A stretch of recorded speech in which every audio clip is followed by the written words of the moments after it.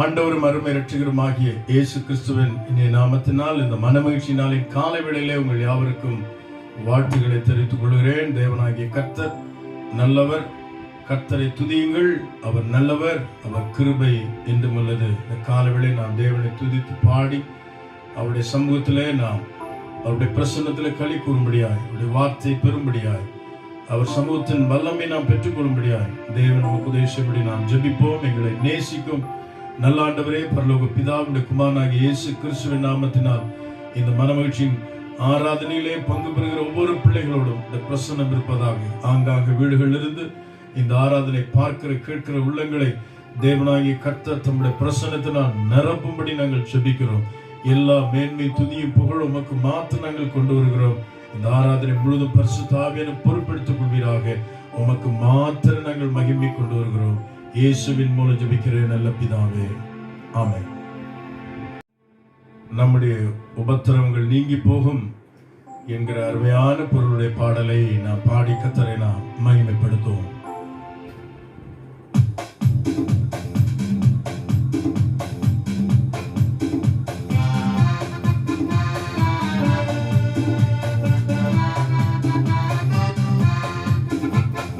சீக்கிரத்தில் நீங்கிவிடும் இந்த லேசான உபத்திரவம், அதி சீக்கிரத்தில் நீங்கிவிடும் இந்த லேசான உபத்திரவம்.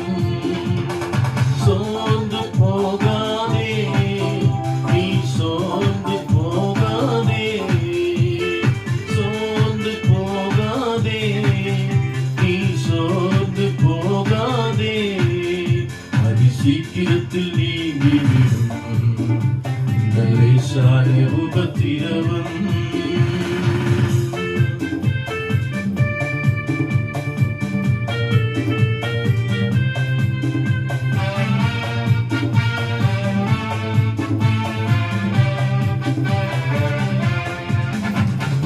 உள்ளான மனிதன் நாளுக்கு நான் உருவாக்கப்படுகின்ற நேரம் இது. உள்ளான மனிதன் நாளுக்கு நான் புதிதாக்கப்படுகின்ற நேரம் இது. சோர்ந்து போகாதே, நீ சோர்ந்து போகாதே, சோர்ந்து போகாதே, நீ சோர்ந்து போகாதே, அதி சீக்கிரத்தில் நீங்கிவிடும் இந்த லேசான உபத்திரவம், அதி சீக்கிரத்தில் நீங்கிவிடும் இந்த லேசான உபத்திரவம்.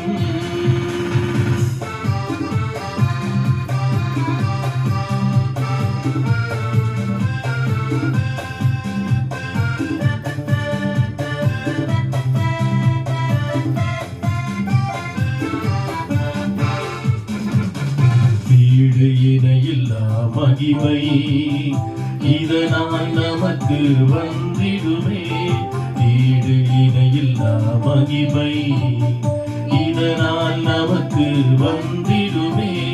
சோர்ந்து போகாதே, நீ சோர்ந்து போகாதே, சோர்ந்து போகாதே, நீ சோர்ந்து போகாதே, அதி சீக்கிரத்தில் நீங்கிவிடும் இந்த லேசான உபத்திரவம், அதி சீக்கிரத்தில் நீங்கிவிடும் இந்த லேசான உபத்திரவம்.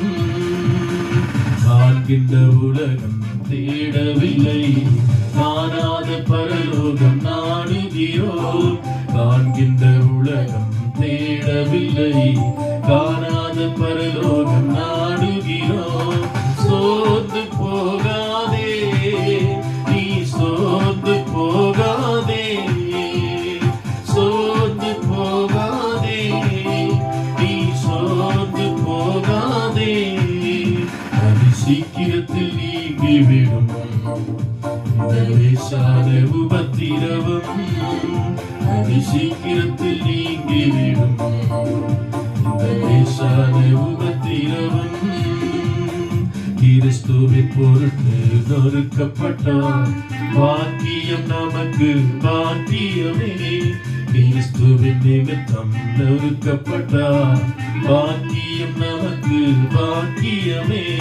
சோர்ந்து போகாதே, நீ சோர்ந்து போகாதே, சோர்ந்து போகாதே, நீ சோர்ந்து போகாதே.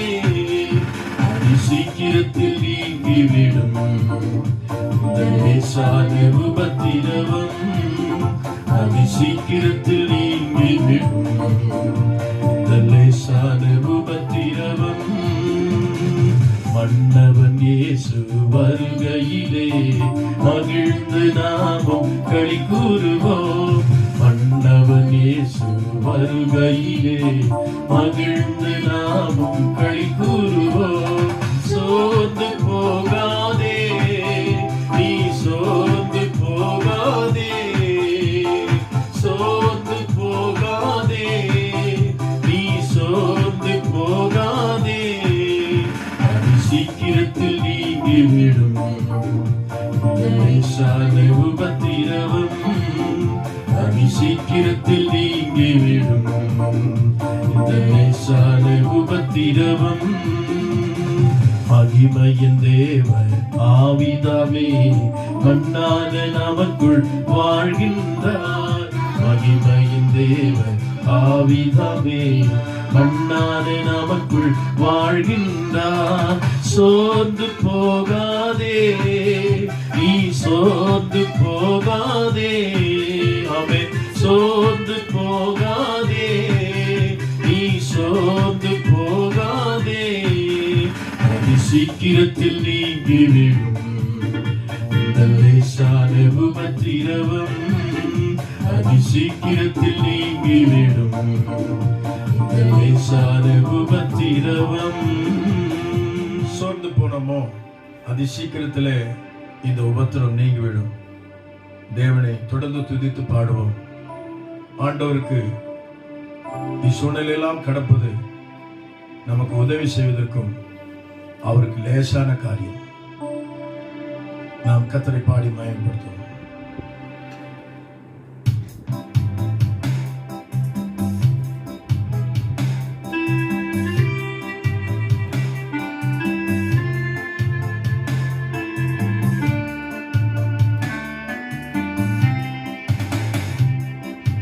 லேசான காரியம், எதுவும் லேசான காரியம். பெலனுள்ளவன் பெலனற்றவன், பெலனுள்ளவன் பெலன் இல்லாதவன், யாராயிருந்தாலும் உதவிகள் செய்வது லேசான காரியம். என் இயேசுவுக்கு லேசான காரியம், லேசான காரியம், இது லேசான காரியம்.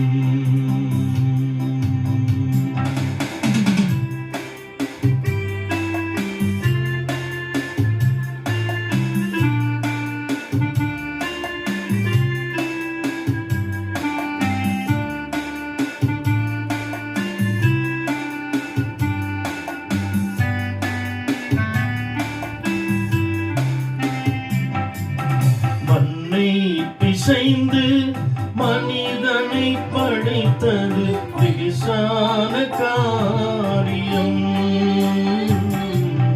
மண்ணை பிசைந்து மனிதனை படைப்பது லேசான காரியம். மண்ணான மனிதர்க்கு மன்னாவை தருவதும் லேசான காரியம். மன்னான மனிதர்க்கு மன்னாவை தருவதும் லேசான காரியம்.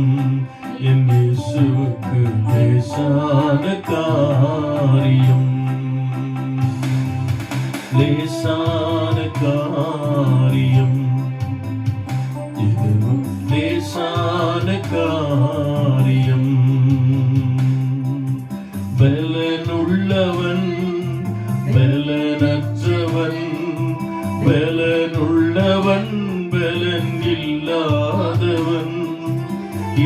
யாராயிருந்தாலும் உதவிகள் செய்வது லேசான காரியம். என் இயேசுவுக்கு லேசான காரியம்.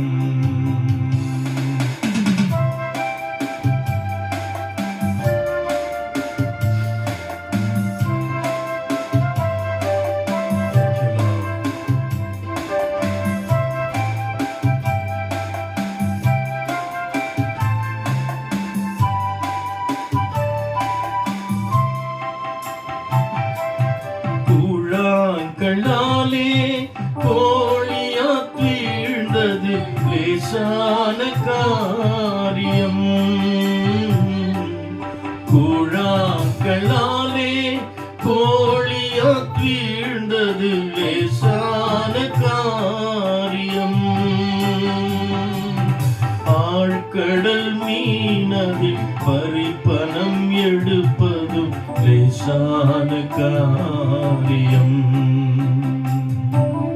ஆழ்கடல் மீனதில் பறிப்பனம் பெறுவதும் லேசான காரியம்.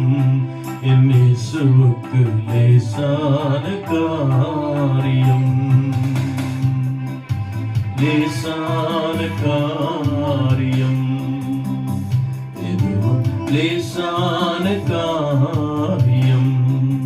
பலனுள்ளவன் பலனற்றவன், பலனுள்ளவன் பலன் இல்லாதவன், யாராயிருந்தாலும் உதவிகள் பெறுவது லேசான காரியம்.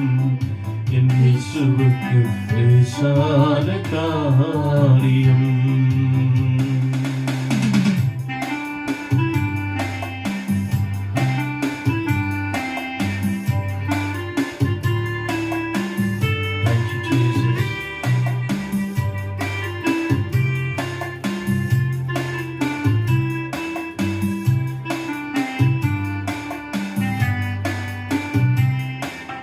கற்பாறை போலே கடல் மேல் நடப்பது லேசான காரியம்.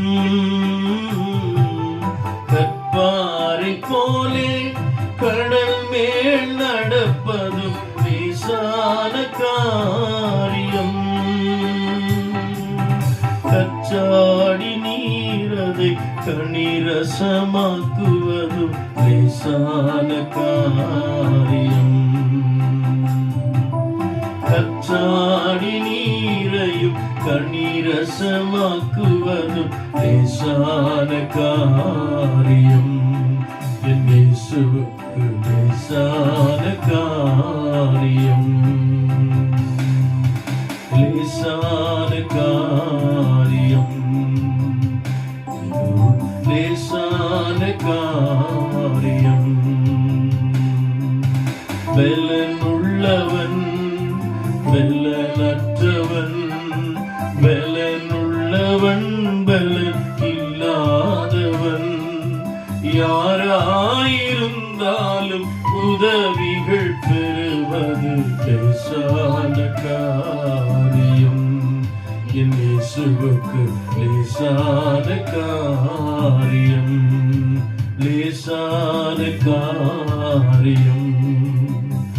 இதுவும் லேசான காரியம். தொடர்ந்து நான் தேவநாமத்தை மகிமைப்படுத்த போகிறோம். எல்லாவற்றையும் நடப்பிக்கிற தேவன், எல்லாவற்றையும் நிரப்புகிற தேவன், எல்லாவற்றையும் அறிந்தவராயிருக்கிற அவரை எந்த சூழ்நிலையிலும் நாம் துதிக்க இந்த காலவெளியில நாம் மகிமைப்படுத்துவோம்.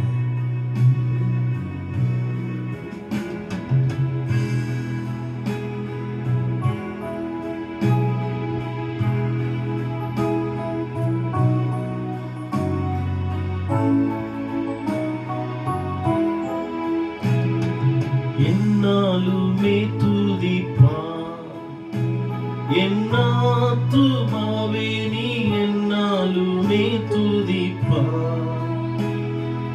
இந்நாள் வரையிலும் உன்னதனாய் செய்த இந்நாள்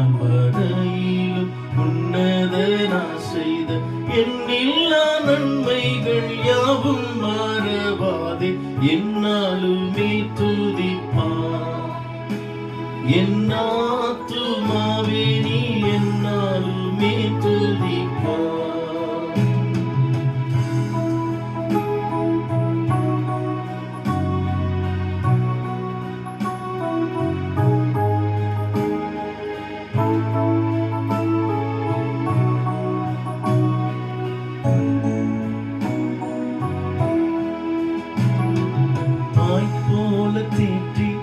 தந்தை போல ஆற்றி தோள் மீது சுமந்திட்ட என் ஏசையா,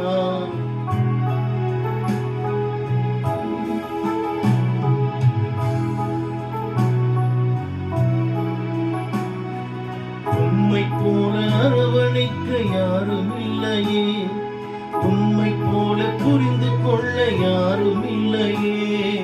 நீ போதும் என் வாழ்விலே என் ஏசையா, நீ போதும் என் வாழ்விலே. தாய் போல தேற்றி தந்தை போல ஆற்றி தோள் மீது சுமந்திட்ட என் ஏசையா.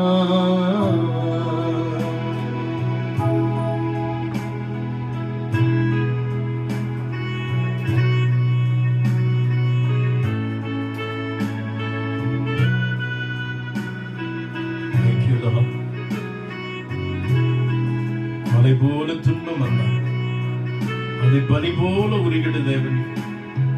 மலை போல துன்பம் என்னை சூழ்ந்த போதும் அதை பனி போல உருகிட செய்பவரே, கண்மணி போல் என்னை காப்பவரே, உள்ள கையில் பொறித்தென்னை நினைப்பவரே, கண்மணி போல் என்னை காப்பவரே, உள்ளங்கையில் பொறித்தென்னை நினைப்பவரே. நீ போதும் என் வாழ்விலே என் ஏசையா, நீ போதும் என் வாழ்விலே. தாய் போல தேற்றி தந்தை போல ஆற்றி தோள் மீது சுமந்திட்ட என் ஏசையா.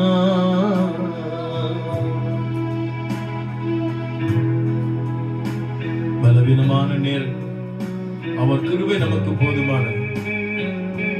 அவர் நம் வாழ்க்கை நிழல் போல் வருகிறவர், விலகாமல் நம்மை துணை நின்று காப்பவர். வாழ்க்கையில அவர் இப்பொழுதும் போதுமானவராயிருக்கிறார்.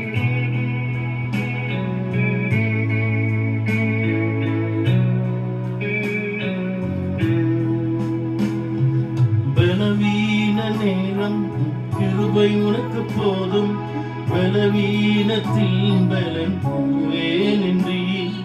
பலவீன நேரம் என் கிருபை உனக்கு போதும், உன் பலவீனத்தில் பலன் தருவேனின்றி.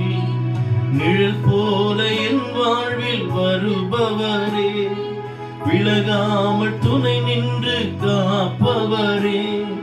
நிழல் போல என் வாழ்வில் வருபவரே, துணை நின்று காப்பவரே. நீ போதும் என் வாழ்விலே என் ஏசையா, நீ போதும் என் வாழ்விலே. தாய் போல தேற்றி தந்தை போல ஆற்றி தோள் மீது சுமந்திடும் என் ஏசையா. Thank you, Lord. எத்தனை மேலான அன்பு ஆண்டவரே, நீர் எங்களை தேற்றும் தேவனா, நிழல் போல் எங்கள் வாழ்க்கையில் விலகாமல் இருந்து செயலாற்றி வருகிற தயவுக்காய் நன்றி. உம்முடைய நாமம் வானத்திலும் பூமியிலும் உயர்ந்ததே, அந்த நாமத்தை நாங்கள் இன்னும் உயர்த்துகிறோம்.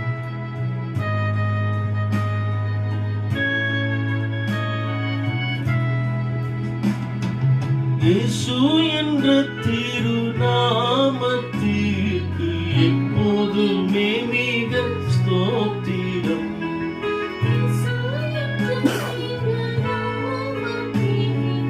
எப்போதுமே மிக ஸ்தோத்திரம்.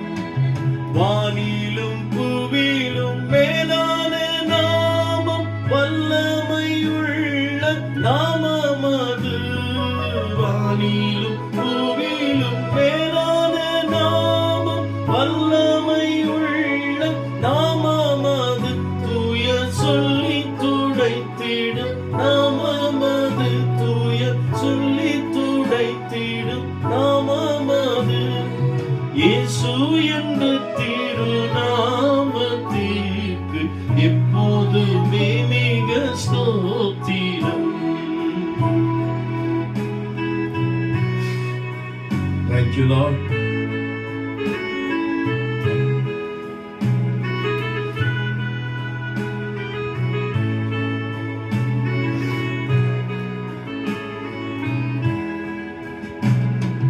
உத்தம பக்தர்கள் போற்றி துதித்திடும் உன்னத தேவனின் நாமமது, உத்தம பக்தர்கள் போற்றி துதித்திடும் உன்னத தேவனின் நாமமது, உலகெங்கும் ஜொலித்திடும் நாமமது, உலகெங்கும் ஜொலித்திடும் நாமமது, இயேசு என்ற திருநாமத்திற்கு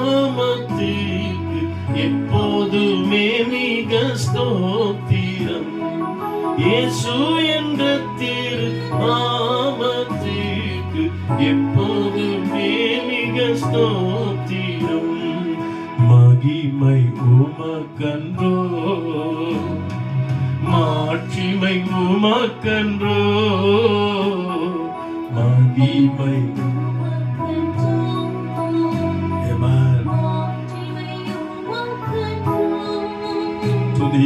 துதியும் புகழும் ஸ்தோத்திரமும் தூயவர் உமக்கன்றோ,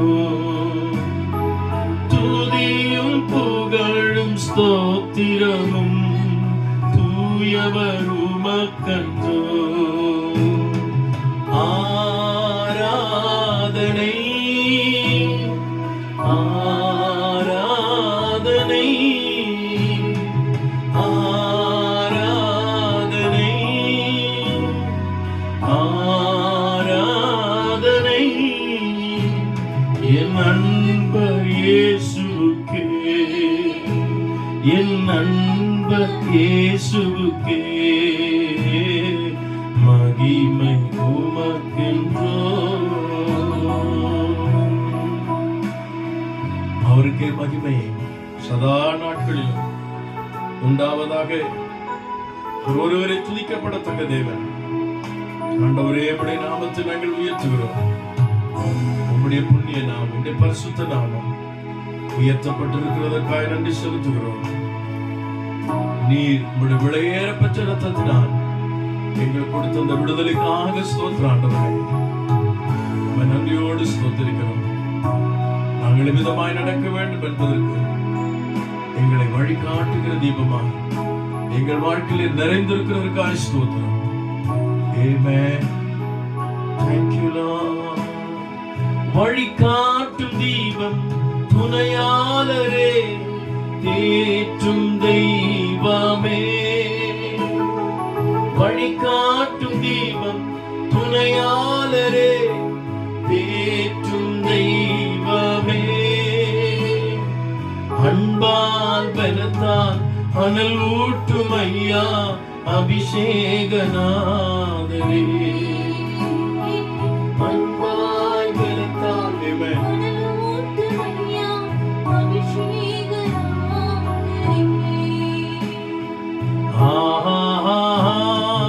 Hallelujah, Hallelujah,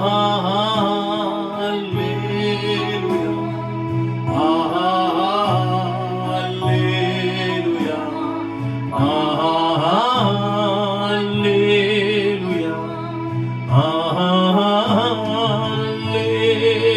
Hallelujah, Hallelujah,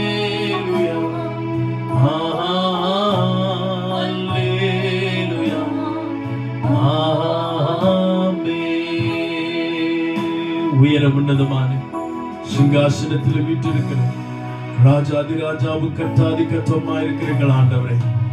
போற்றி துதிக்கிறோம், வாழ்த்தி வணங்குகிறோம். உடைய பொற்பாதத்தை நாங்கள் முத்தம் செய்கிறோம் ஆண்டவரே. ஆண்டவரே, நானே தேவன், வேறொரு தேவன் இல்லை என்று சொன்னேன். மகத்துவமான அந்த தேவனை இந்த காலவெளி நாங்கள் தொழுது கொள்கிறோம். என் ஜனம் ஒருபோதும் வெட்கப்பட்டு போகிறது என்று சொன்ன தேவன், ஆண்டவரை உம்மை ஆராதிக்கிற ஒவ்வொரு பிள்ளையுடைய வாழ்க்கையிலும் உம்முடைய அற்புதமான பிரசனம் இந்த காலவெளி நிரப்புகிறதற்காக நான் நன்றி செலுத்துகிறேன். ஆண்டவரை, சீக்கிரத்திலே கடந்து போகிற இந்த லேசான உபத்திரவங்கள் ஆண்டவரை அதி சீக்கிரத்திலே கடந்து போகும்போது எத்தனை உண்மையாய் இருக்கிறது ஆண்டவரே. ஆண்டவருடைய பார்வைக்கு எல்லாம் லேசான காரியமாய் இருக்கிறது. கர்த்தாவே, கடினமானது ஒன்று இல்லை.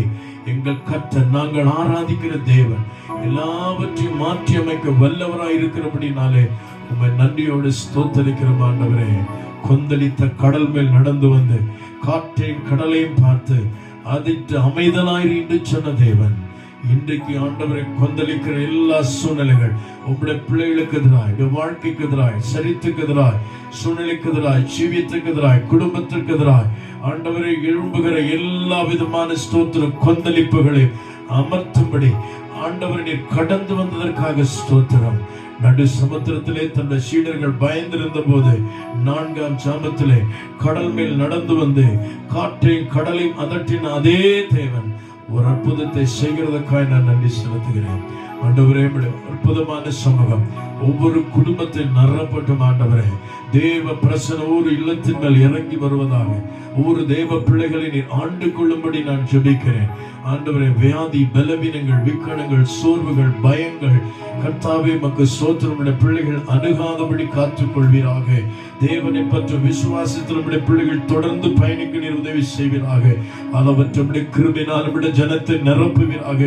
எச்சூழ்நிலையும் எதிர்கொள்ளத்தக்கதான விசேஷித்த உன்னத பலன் உங்களுடைய பிள்ளைகள் மேல் இறங்கி வரட்டும் என்று இந்த காலவிளமை நோக்கி பார்க்கிறோம் ஆண்டவரே. அந்த தேவ பிரசன்னம் இப்பொழுதே நம்முடைய பிள்ளைகள் மேல் இறங்கினதற்காக நன்றி செலுத்துகிறேன். Thank you, Jesus. Hallelujah.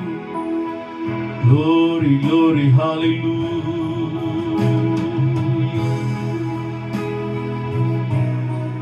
Thank you, Lord.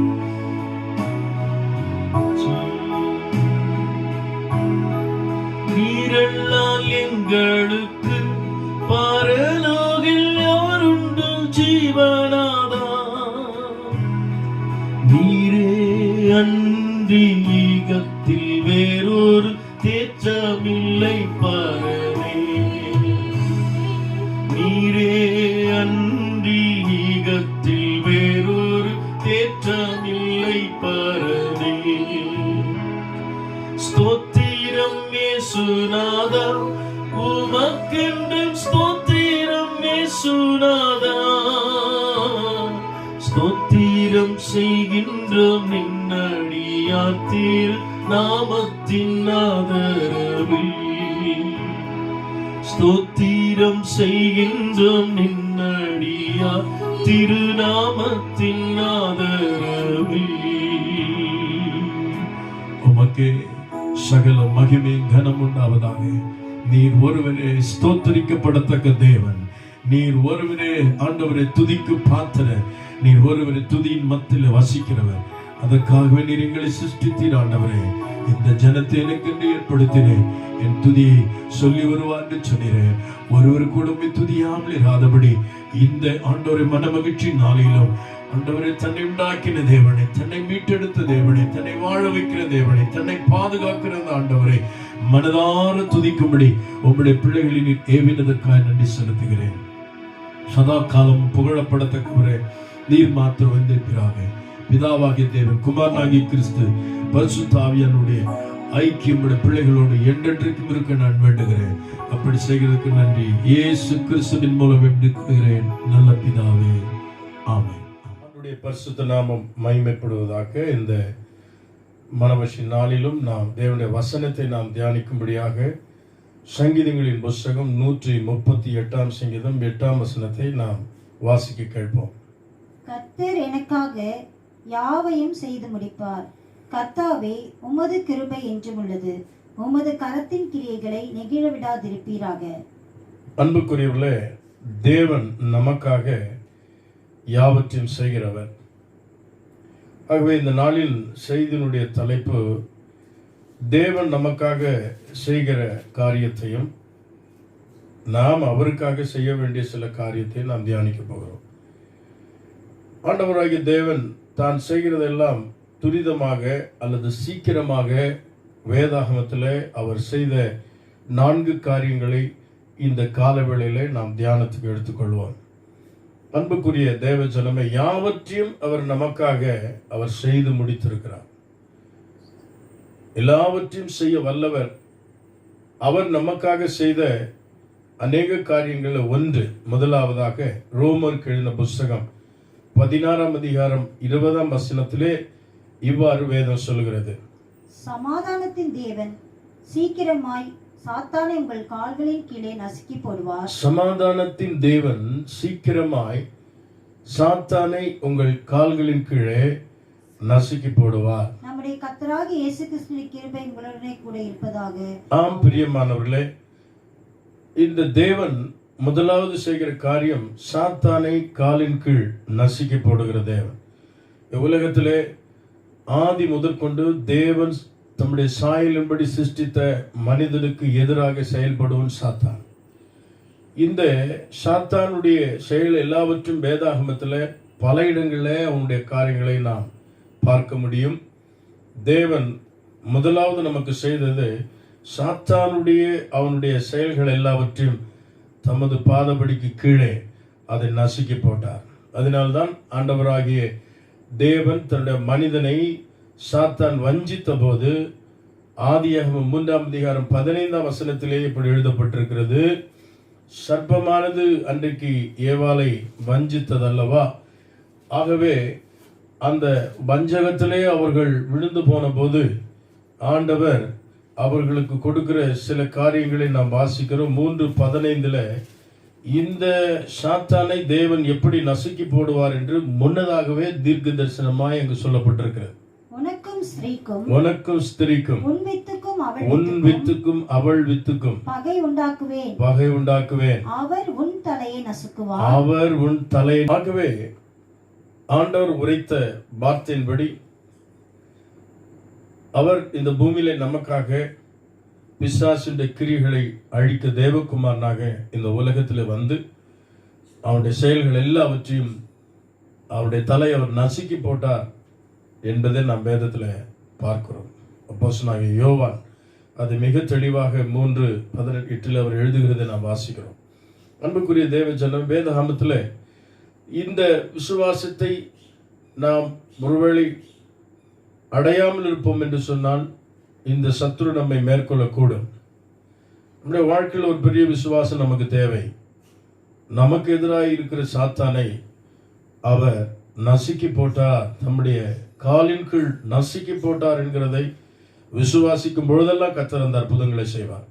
ஒருவேளை இந்த செய்தியை கேட்கிறவங்களுடைய வாழ்க்கையில எனக்கு சத்துருவினாலே சாத்தானால் இப்படிப்பட்ட போராட்டங்கள் எனக்கு இருக்கிறது என்று நீ யோசிப்பாயானால் உன் வாழ்க்கையில் எதிர்கொள்கிற எல்லா சூழ்நிலையிலிருந்தும் சீக்கிரத்திலே அந்த சாத்தானை அவனுடைய செயல்களை நசுக்கி போட்ட தேவனை நீங்கள் பார்க்க முடியும். வேதாகமத்திலே சாத்தான் எப்படியெல்லாம் செயல்பட்டான் என்கிற சில சம்பவங்களை நான் சொல்ல முடியும்.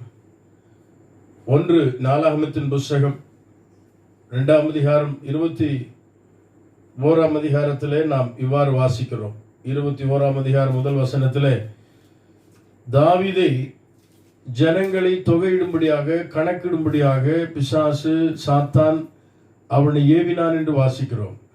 இப்படி சாத்தான் ஏவினபடினாலே தாவீது தன்னுடைய படைபலத்தை கணக்கிட்ட போது தேவ கோபம் அவன் மேல் வந்தது. தேவனுடைய பார்வைக்கு அது நலமானதாக காணப்படவில்லை. தேவன் அங்கே அவனுக்கு முன்பாக சில தண்டனைகளை வைக்கிறார். அதன்படியே அங்கே மிகப்பெரியதான தண்டனை ஆகிய ஒன்று, கொள்ளை நோய் இந்த ஜனங்களை பிடிக்கிறது. அதன் நிமித்தமாக தாவீது தேவ சமூகத்தில் முறையிடுகிறான். அந்த முறையிடுதலுக்கு பின்பு ஒரு நாளுடைய களத்தில் தேவதூதன் வந்து நின்று அந்த சங்காரம் நிற்கிறதை பார்க்கிறோம். அங்கே தாவீது தேவனுக்கு பலி செலுத்தி பின்னாளிலே அதை சொந்தமாக்கி அங்கே பின்னாளிலே தேவாலயம் கட்டப்பட்டதை நாம் பார்க்கிறோம். எனக்கு அருமையான தேவ ஜனமே, இவ்வளவு பெரிய போராட்டங்கள், ஜனங்களுடைய அழிவு வருவதற்கு காரணம் என்ன என்று சொன்னால், சாத்தான் தாவீதை ஏவினான் என்று வாசிக்கிறோம். அவனுடைய செயல்களில் அநேக நேரங்களில் நாம் செய்யும்படியாக ஏவுவான். இதனாலே ஏராளமான ஜனங்கள், 70,000க்கு மேற்பட்ட ஜனங்கள் அன்றைக்கு மடிந்து போனார்கள் என்று பார்க்கிறோம். பின்பு யோபின் வாழ்க்கையிலே இந்த சாத்தான் குறுக்கிடுகிறான். தேவ சமூகத்திலே அவன் வந்து நின்று அவன் யோபுவை சோதிக்கும்படியான அனுமதி கேட்கிறதை பார்க்கிறோம்.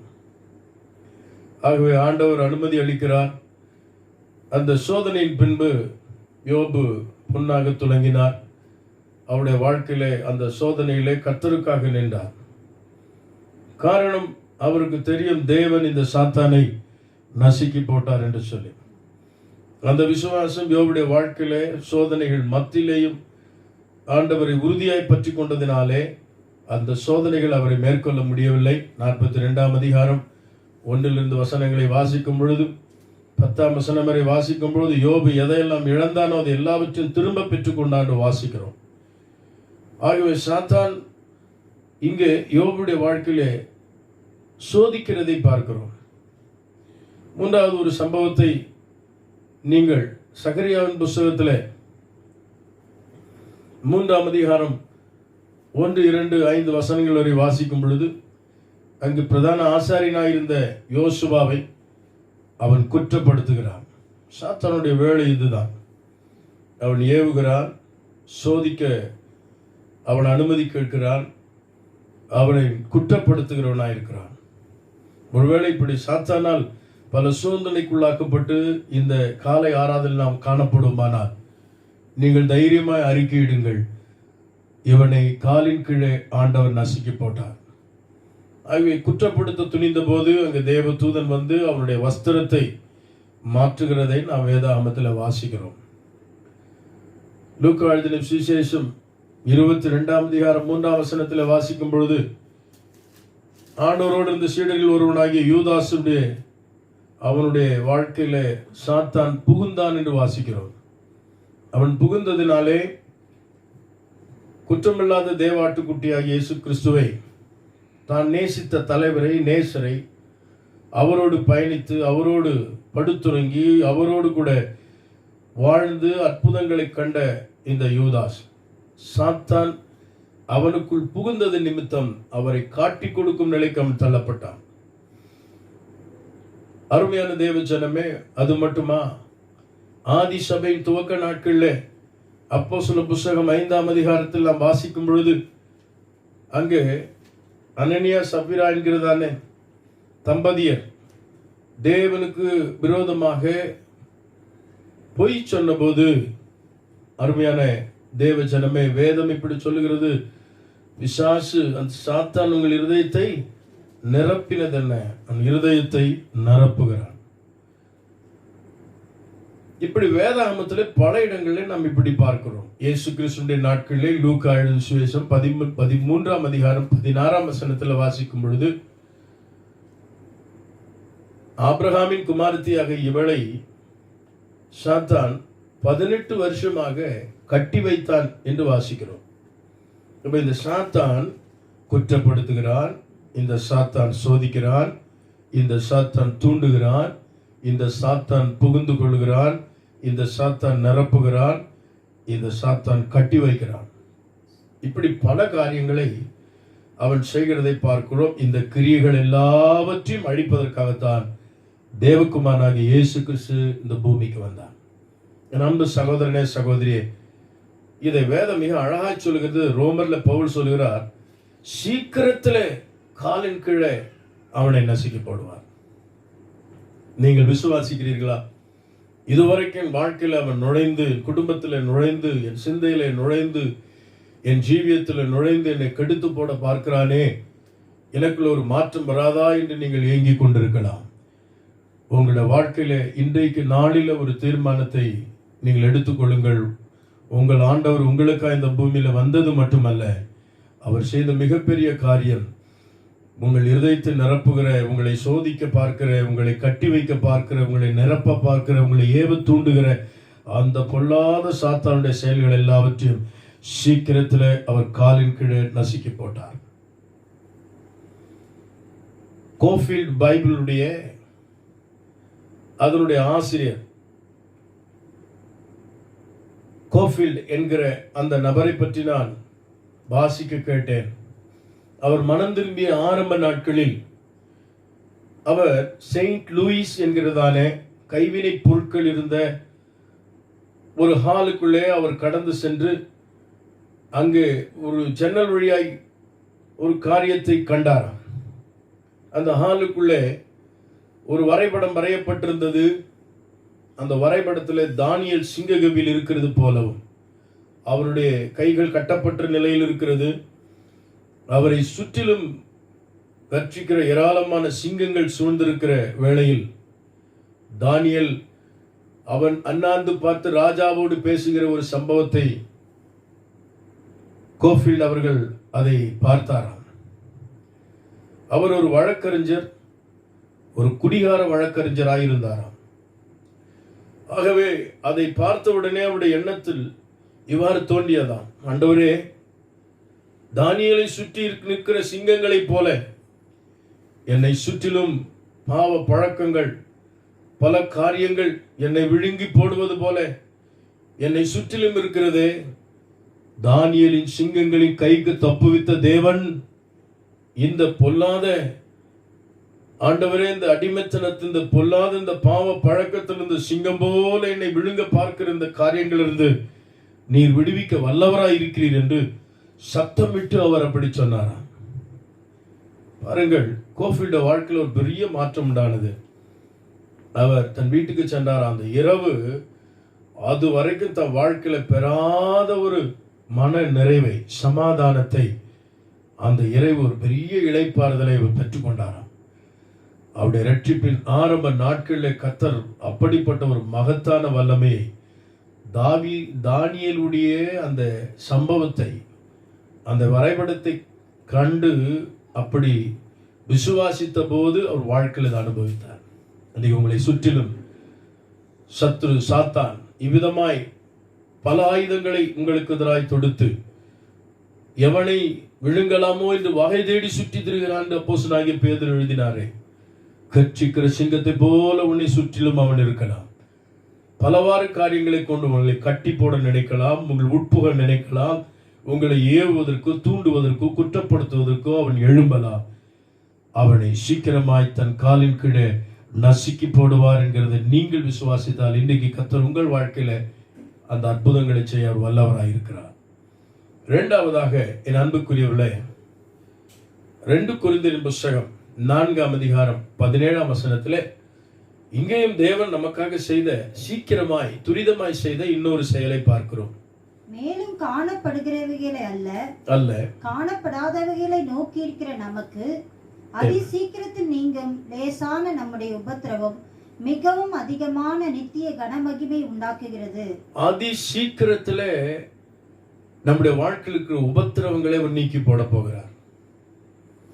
ஏன்னா காணப்படுவர்களை நோக்கி இருக்கிற வாழ்க்கை கர்த்தருடைய பிள்ளைகளுடைய வாழ்க்கை அல்ல. காணப்படாத ஒன்றின் மேல் ஏங்கி தவிக்கிற ஒரு வாழ்க்கை தான் கர்த்தருடைய பிள்ளைகளாகிய அவருடைய மனவாட்டியாகிய சபையினுடைய வாழ்க்கை. ஆகவே அந்த ஏக்கத்தோடு வாழ்கிற ஒரு கூட்டம் தான் இந்த கிறிஸ்தவ கூட்டம். எனக்கு அருமையான தேவ ஜனமே, பல உபத்திரவங்கள் என்னை சூழ்ந்திருக்கிறதையா, சாத்தானை காலின் கீழ் நசுக்கி போட்ட தேவன் என் வாழ்க்கையில பல சோதனைகள், உபத்திரவங்களின் வழியாய் நான் வாழ்கிறேனே, இந்த உபத்திரவங்கள் எத்தனை நாட்கள் நீடிக்கும், இது எவ்வளவு சீக்கிரத்தில் இது என்னை விட்டு நீங்கும் என்று ஒருவேளை நீங்கள் கேள்விகளோடு இந்த இடத்துல இதை கேட்டுக்கொண்டிருக்கலாம். சீக்கிரத்தில் இந்த உபத்திரவங்களை உங்களை விட்டு அவர் நீக்கி போட போகிறார். அதிசீக்கிரத்தில் நீங்கும் இந்த லேசான உபத்திரவம் அதிகமான நித்திய கன மகிமை உங்களுக்கு அது கொண்டு வரும். உபத்திரவங்களை பார்த்து பயப்படுக ஒரு கூட்டம் அல்ல நாம். உபத்திரவங்களின் வழியாக நடத்தி சென்ற நம்முடைய முன்னோர்கள், பரிசுத்தவான்கள், வேதாகம புருஷர்கள் ஏராளமான மிஷினரிமார்கள், நமக்கு முன்பாய் வாழ்ந்த பரிசுத்தவான்கள், அவருடைய வாழ்க்கையெல்லாம் நமக்கு அடையாளங்களாக, திருஷ்டாந்தரங்களாக வைக்கப்பட்டிருக்கிறது. ஆகவே இதெல்லாம் நீங்கி போய்விடும். எவ்வளவு காலம்? சீக்கிரத்திலே நீங்கும். சீக்கிரத்திலே காலின் கீழ் நசுக்கி போடுவார். சீக்கிரத்திலே உங்கள் உபத்திரவங்களை நீக்கி போடுவார். சீக்கிரத்தை சாத்தானை காலின் கீழ் நசுக்கி போடுவார். சீக்கிரத்திலே உங்கள் உபத்திரவங்களை அவர் நீக்கி போடுவார். ஆகவே அருமையான தேவ ஜனமே, உபத்திரவங்களை பார்க்கிற ஒரு தெய்வம் அவர். யாத்திரா 3ஆம் அதிகாரம் 7ஆம் வசனத்திலே வாசிக்கிறோம். 4:31 நாம் வாசிக்கிறோம். ஆலோட்டி நிமித்தம் என் ஜனம் படுகிற அந்த கஷ்டத்தை, அந்த பாடுகளை, அவருடைய பெருமூச்சை, நான் அவர்கள் சுமை சுமக்கிறதை நான் கண்டேன் என்று சொல்லி, அதை பார்க்கவே நான் பார்த்தேன் என்று சொல்லி ஆண்டவர் இறங்கினார் என்று எழுதப்பட்டிருக்கிறது. மோசையோடு ஆண்டவர் முச்செடியிலே தோன்றி பேசுகிறார். என் ஜனங் படுகிற அந்த பாடுகளை நான் பார்த்தேன். அவர்கள் அந்த உபத்திரவத்தோடு அல்ல, உபத்திரவத்திலிருந்து அதை சீக்கிரத்தில் நீக்கி போடும்படி மோசையோடு ஆண்டவர் பேசுகிறதை நாம் வாசிக்கிறோம். அருமையான தேவ ஜனமே, அவ்வாறே ஒரு அற்புதம் நடந்ததை நாம் வேதத்தில் வாசிக்கிறோம். அந்த உபத்திரவத்தை கர்த்தர் முற்றிலுமாக இஸ்ரவேல் மக்களுடைய வாழ்க்கையில் இருக்கிற அந்த உபத்திரவத்தை தேவன் நீக்கி போடுகிறதை, சீக்கிரத்தில் நீக்கி போடுகிறதை நாம் வாசிக்கிறோம்.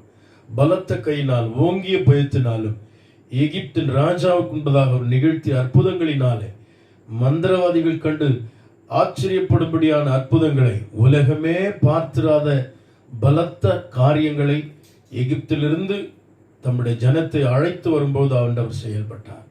காரணம், அவர் உபத்திரவங்களோடு நாம் வாழ்வதை அவர் விரும்பவில்லை. ஒருவேளை இந்த செய்தி கேட்கிறேன், எவ்வளவு காலம் இந்த உபத்திரத்தில் நான் வாழ்வேன் என்று எண்ண வேண்டாம். வேதம் சொல்லுகிறது விசுவாசி, அவர் நமக்காக செய்கிறதெல்லாம் சீக்கிரத்திலேயே செய்கிறார். சீக்கிரத்திலேயே செய்கிறார். சாத்தானை உங்கள் காலின் கீழ் அவர் சீக்கிரத்தில் அவர் நசுக்கி போடுவார். ஆண்டவர் உங்கள் வாழ்க்கையில் இருக்கிற உபத்திரவங்களை சீக்கிரத்தில் அதை நீக்கி போடுவார். விசுவாசத்தோடு கூட இருப்போம். அருமையான தேவ ஜனமே, தாவீதுக்கும் சவுலுக்கும் நெடுநாட்களாக போராட்டங்கள், யுத்தங்கள் இருந்தபோது, சவுலை பல முறை தாவீதின் கையில் ஆண்டவர் கொடுத்த போதும் அவனுக்கு தீங்கு செய்யாதபடி அவனை விட்டு விடுகிறத நாம் வேதத்தில் வாசிக்கிறோம். எனக்கு அருமையான தேவ ஜனமே, அந்த உபத்திரவத்தின் நாட்களை தாவீது கடந்து வந்த போது அதை அவர் எழுதுகிறார்.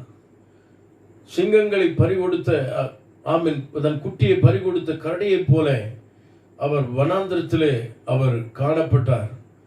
அரசனாய் இருந்த பின்பு அவர் வனாந்திரத்திலே சென்ற அந்த அனுபவம் மிகவும் வேதனையான ஒரு அனுபவம். அந்த சோதனையில் வழியாக தேவன் தம்முடைய ஜனங்களுடைய வாழ்க்கையில் இருக்கிற அந்த உபத்திரவங்களை நீக்கி போட்டார். 2 ராஜாக்கள் 14ஆம் அதிகாரம் 24ஆம் வசனத்திலே இஸ்ரவேல் மக்களுக்கு வந்த உபத்திரவத்தை ஆண்டவர் நீக்கி போட்டதை நாம் வேதத்தில் வாசிக்கிறோம்.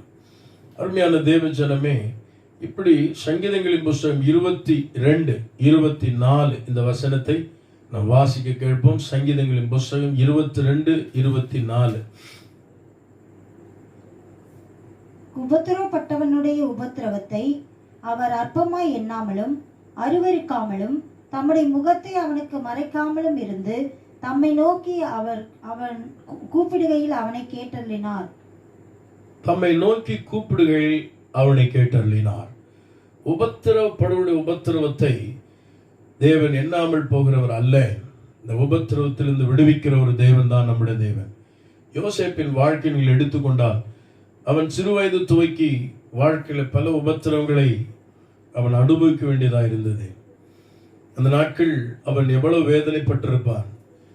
என் அருமையான தேவ ஜனம், இதெல்லாம் நமக்கு திருஷ்டாந்தரமாய் வைக்கப்பட்டிருக்கிறது.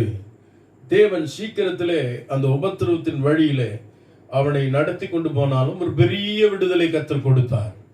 அது நாம் அப்போஸ்தலர் புத்தகம் 7ஆம் அதிகாரம் 10ஆம் வசனத்திலே வாசிக்கும் பொழுது அங்கே மிக தெளிவாக எப்படியெல்லாம் நம்முடைய முன்னோர்கள் தேவனால் வழி நடத்தப்பட்டார்கள் என்கிறதை நாம் அங்கு வாசிக்கிறோம். தேவனோ அவனுடனே கூட இருந்து யோசேப்போடு கூட இருந்து எல்லா உபத்திரவங்களில் நின்றும் அவனை விடுவித்து எகிப்தின் ராஜாவாகிய பார்வோன் சமூகத்திலே அவனுக்கு கிருபையையும் ஞானத்தையும் அருவி அந்த இடத்துல அவனை உயர்த்துகிறதை பார்க்கிறோம். உபத்திரவங்கள் நம்முடைய வாழ்க்கையில படிப்பினை சொல்லிக் கொடுக்கும். உபத்திரவங்கள் வழியாக நம்முடைய வாழ்க்கையில் நாம் பிரகாசிக்க முடியும். ஆகவே நமது ஆண்டவரும் உபத்திரவங்களின் வழியாக அவர் கடந்துதான் நமக்கு அந்த அடிச்சுவதுகளை மாதிரியாக வைத்து போயிருக்கிறார். ஆகவே உபத்திரவப்படுகிறது நல்லது. உபத்திரவங்கள் நம்முடைய வாழ்க்கையில் நீடித்திருப்பதில்லை. சீக்கிரத்திலே இந்த லேசான உபத்திரவம் உங்களை விட்டு நீங்கி போகும். இந்நாட்கள் உபத்திரவத்தின் வழியாய் கடந்து போய் கொண்டிருக்கிற தேவ ஜனமே, பல சூழ்நிலைகள் ஒவ்வொரு குடும்பத்திலும் ஒவ்வொரு நபருடைய வாழ்க்கையிலும் பலவாறு உபத்திரவங்கள் பெருகி கொண்டிருக்கிற காலகட்டத்தில் இந்த உபத்திரவம், இந்த லேசான உபத்திரவம் சீக்கிரத்திலே இது கடந்து போகும் என்று நாம் விசுவாசிப்போம். தேவனாகிய கர்த்தர் அப்படிப்பட்ட கிருபை நமக்கு தர வல்லவராயிருக்கிறார். வெளிப்படுத்தும் விசேஷம் 7ஆம் அதிகாரம் 14ஆம் வசனத்திலே இவ்வாறு நாம் வாசிக்கிறோம். அதற்கு நான், ஆண்டவனே, அது உமக்கு தெரியும் என்றேன். அப்பொழுது அவன், இவர்கள் மிகுந்த உபத்திரவத்திலிருந்து வந்தவர்கள், இவர்கள் தங்கள் அங்கிகளை ஆட்டுக்குட்டியானவருடைய இரத்தத்திலே தோய்த்து வெளுத்தவர்கள். பாருங்கள், உபத்திரவத்திலிருந்து வந்தவர்களை மேன்மையாக அந்த திரளான கூட்டத்தை யோவான் பரலோக காட்சி கண்டபோது உபத்திரவத்திலிருந்து வந்தவர்களை மேன்மையாக சொல்லப்பட்டிருக்கிறதை வாசிக்கிறோம். யோபின் புஸ்தகம் 30:14 வாசிக்கும் பொழுது, அருமையான தேவஜன, உபத்திரவத்தின் நாட்கள் என்னை பிடித்து கொண்டது, உபத்திரவப்பட்டது நல்லது, நான் பொன்னாக துலங்கினேன் என்று சொன்னான். நான் உபத்திரவப்பட்டதினால் உம்முடைய பிரமாணங்களை நான் கற்றுக்கொண்டேன் என்று தாவீது சொன்னார்.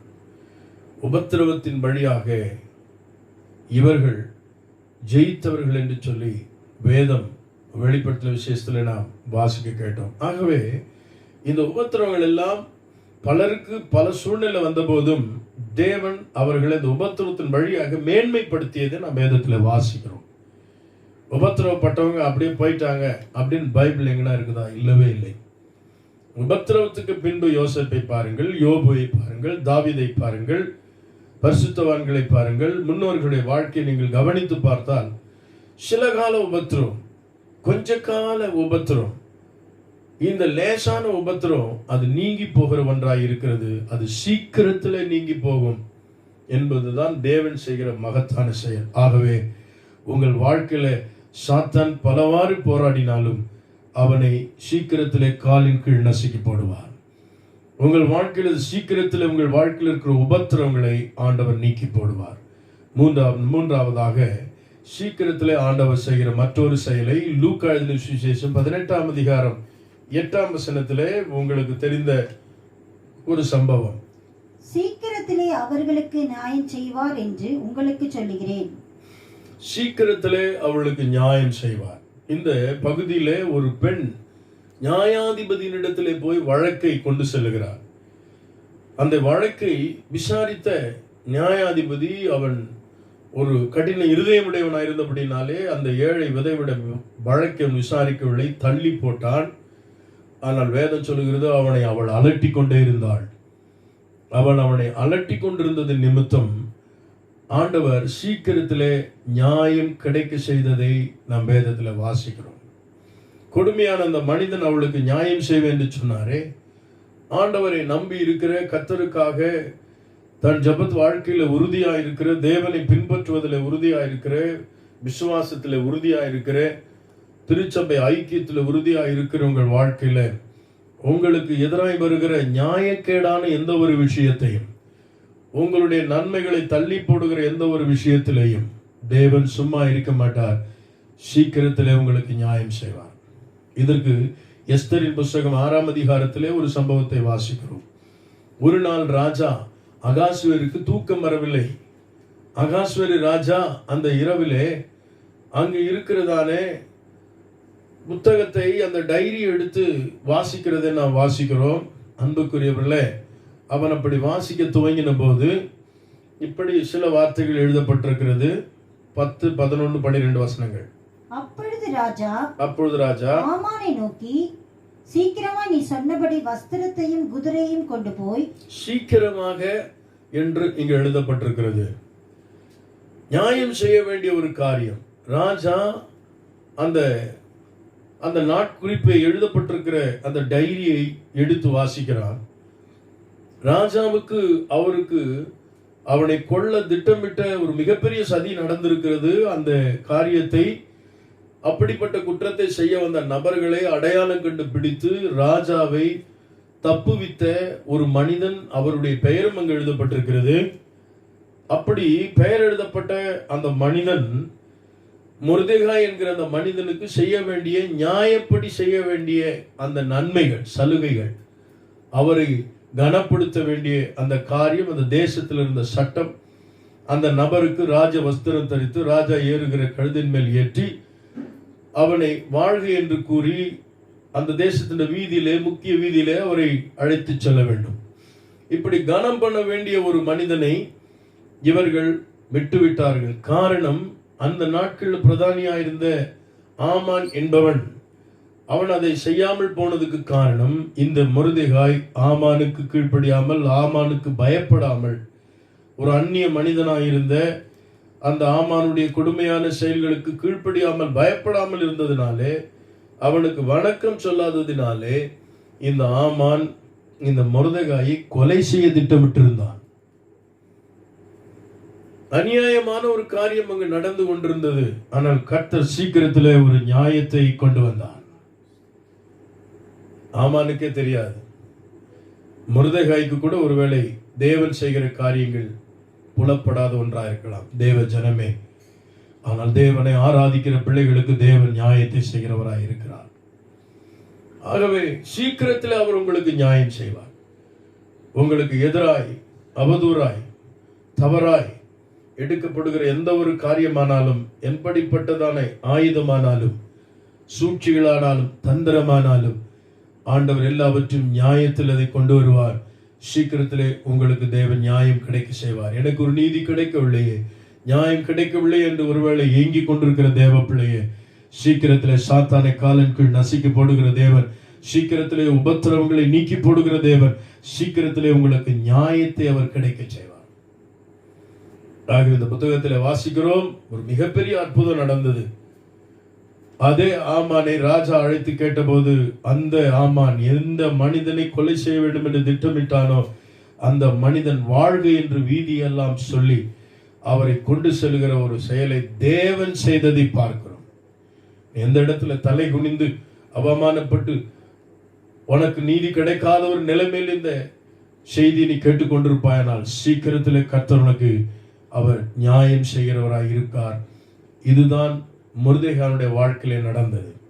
ஆகவேதான் எனக்கு அருமையான தேவச்சனமே, எபிரேயருக்கு எழுதின புஸ்தகம் 7ஆம் அதிகாரம் 25ஆம் வசனத்திலே நம்முடைய தேவன் எப்படிப்பட்ட சூழ்நிலையிலிருந்தும் அவர் நம்மை ரட்சிக்கிற தேவனாய் இருக்கிறார் என்பது மட்டும் உண்மை. மேலும் தமது மூலமாய் தேவனிடத்தில் சேருகிறவர்களுக்காக வேண்டுதல் செய்யும்படிக்கு அவர் எப்பொழுதும் உயிரோடு இருக்கிறவர்களாகையால் அவர்களை முற்றுமுடிய ரட்சிக்க வல்லவராயும் இருக்கிறார். அவர் முற்றுமுடிய ரட்சிக்க வல்லவருமாய் இருக்கிறார். எப்படிப்பட்ட சூழ்நிலையிலும் தம்முடைய பிள்ளைகளை ரட்சிக்கிற ஒரு தேவன், நியாயம் செய்கிற ஒரு தேவன். மொர்தெகாயுடைய குமுறல், யூத ஜனங்களுக்கு எதிராய் செய்கிற செயல்கள், அவனுடைய ஜபங்கள் ஒரு நாளும் வீண் போகவில்லை. ஒருவேளை தேசத்துக்காய், திருச்சபைக்காய், ஜனங்களுடைய ரட்சிப்புக்காய் போராடி கொண்டிருக்கிற தேவ பிள்ளைகளுக்கு இப்படிப்பட்ட நியாயக்கேடான காரியங்கள் எழும்பலாம். இந்த நாளிலே நீங்கள் விசுவாசிக்க வேண்டிய ஒரு காரியம், மொர்தெகாய் அப்படி எழும்பின போது, எஸ்தரை அந்த நியாயக்கேடான செயலிலிருந்து பாதுகாக்க அவன் தூண்டின போது, மொர்தெகாய்க்கு உண்டாக்கப்பட்ட ஒரு ஆயுதம் தூக்குமரம். ஆனால் தேவனோ அதை முற்றிலுமாக நீக்கி போட்டார். நீதி கேடு செய்கிறவனை தேவன் ஒரு நாள் விட்டு வைக்கிறதில்லை. அவர் நீதி உள்ள நியாயாதிபதியாக இருக்கிறார். கர்த்தருடைய தோளின் மேல் இருக்கிறது. அவருக்கும்பாக யாரும் நிற்க முடியாது.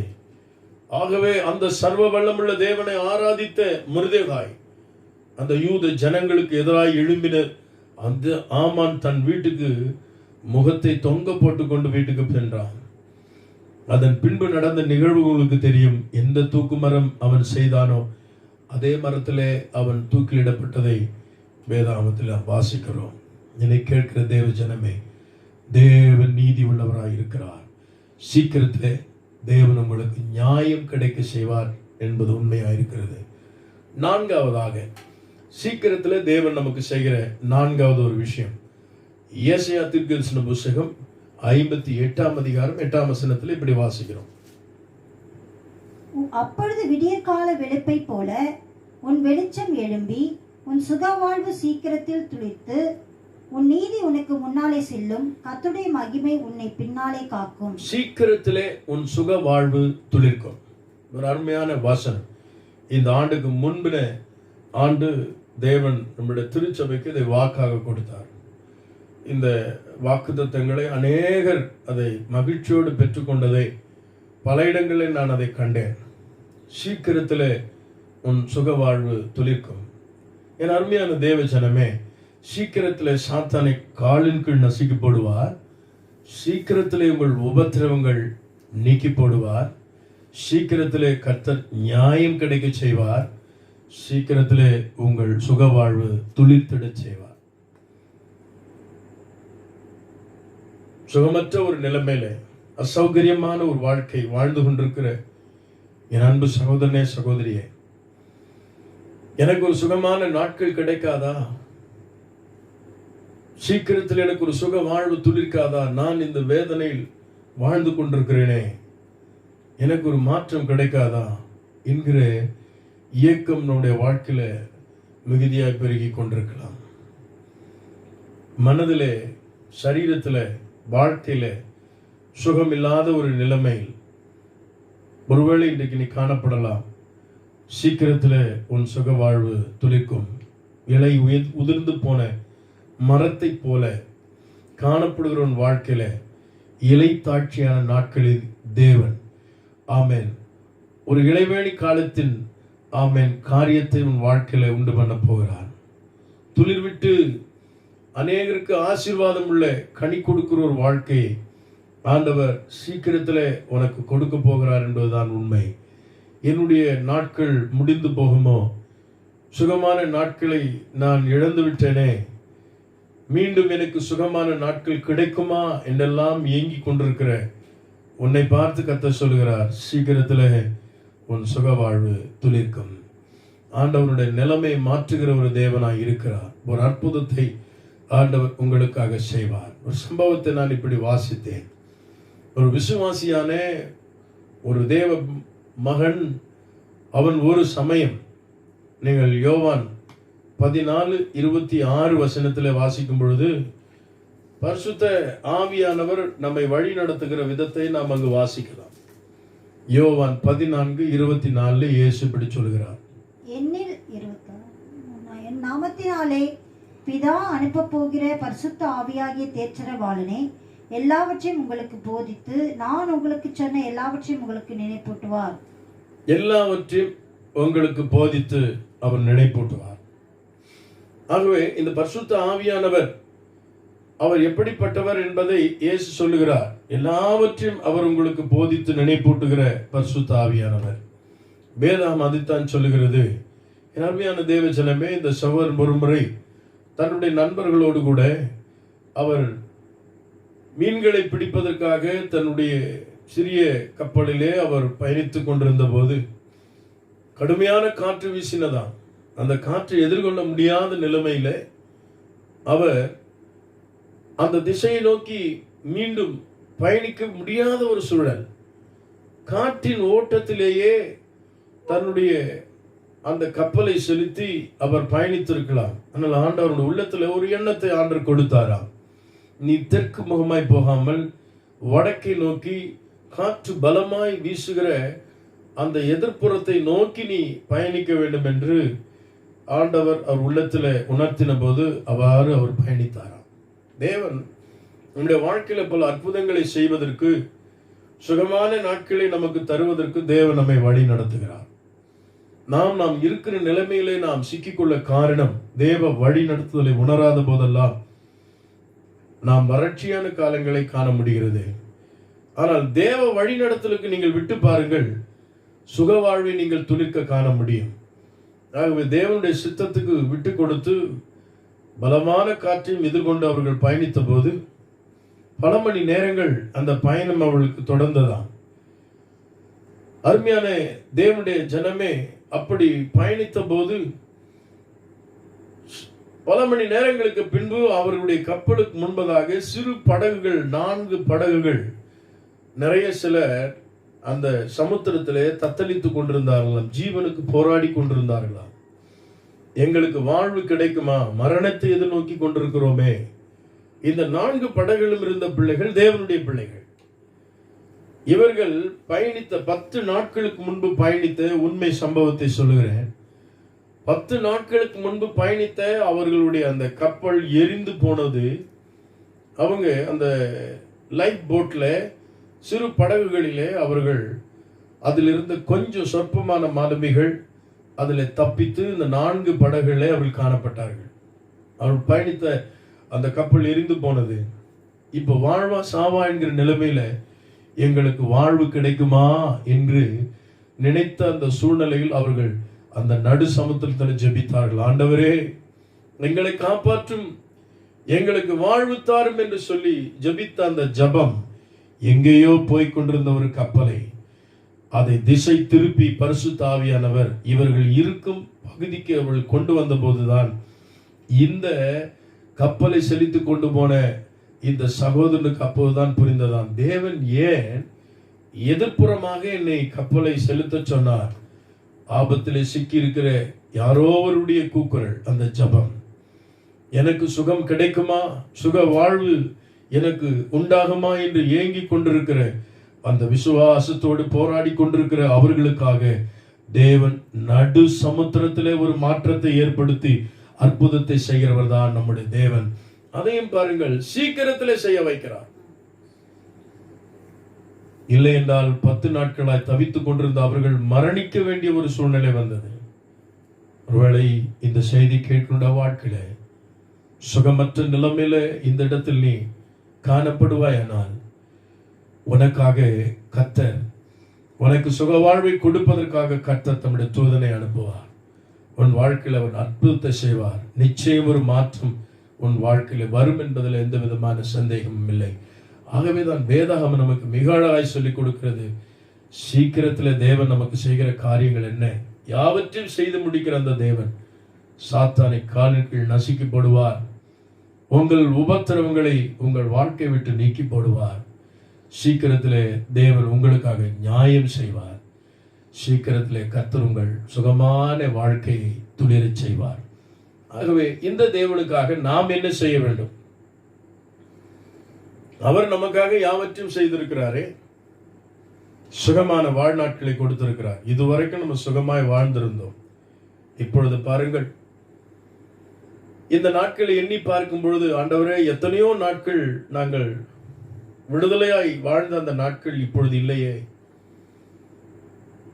அநேகரிடத்தில் விசாரிக்கும் போது, ஐயா, சிறைப்பட்டிருக்கிறது போல இருக்கிறது, வீடுகள் அடைப்பட்டிருக்கிற ஒரு வாழ்க்கை. ஆகவே இப்படிப்பட்ட சூழலில் நாம் சிந்திக்க வேண்டும். இப்படிப்பட்ட சூழ்நிலையில் நாம் சிந்திக்க வேண்டும். இனி தேவன் சுபிட்சமான நாட்களை நமக்கு தரும்போது ஆண்டவர் எப்படி சீக்கிரமாய் செயல்பட்டாரோ அதே போல் நாம் சீக்கிரமாய் செயல்பட வேண்டும். காலங்களை நாம் வீணாக்கி விட்டதை நினைக்கும் பொழுது மனம் வேதனைப்படுகிறது. சுகமான நாட்களை, வளமான நாட்களை, சுதந்திரமான நாட்களை நாம் எப்படி செலவிட்டோம் என்பதை யோசித்து பாருங்கள். இஷ்டம் போல வாழ்ந்தோம் அல்லவா? ஆனால் என் அன்பையான சகோதரனே, தேவன் கொடுக்கிற செய்தி கவனித்து கேளுங்கள். நாம் சீக்கிரத்தில் செய்ய வேண்டிய 4 காரியங்களை நான் உங்களுக்கு சொல்ல போகிறேன். மத்தேயு எழுதின சுவிசேஷம் 6ஆம் அதிகாரம் 15ஆம் வசனத்தை வாசிப்பதற்கு முன்னதாக மத்தேயு 5ஆம் அதிகாரம் 25ஆம் வசனத்தை நாம் வாசிக்கலாம். நீ நியாயாதிபதியினிடத்தில் ஒப்புக்கொடாமலும் நியாயாதிபதி உன்னை சேவகனிடத்தில் ஒப்புக்கொடாமலும் நீ சிறைச்சாலையில் வைக்கப்படாமலும் இருக்கும்படியாக நீ உன் எதிராளியோடு வழியில் இருக்கும்போதே சீக்கிரமாய் அவனுடனே நல்மனம் பொருந்து. சீக்கிரமாய் நல்மனம் பொருந்து. அருமையான ஒரு வேதாம பகுதி. நம்முடைய வழியில, வாழ்க்கை பயணத்துல நாம செய்ய வேண்டிய ஒரு நல்ல செயல் என்னன்னா, நமக்கு யாரும் சத்துருக்களே இருக்கக்கூடாது. நமது ஆண்டவர் மிக அழகா சொல்லி கொடுத்திருக்கிறார். இதை அப்புறம்லாம் செய்ய முடியாதுங்க.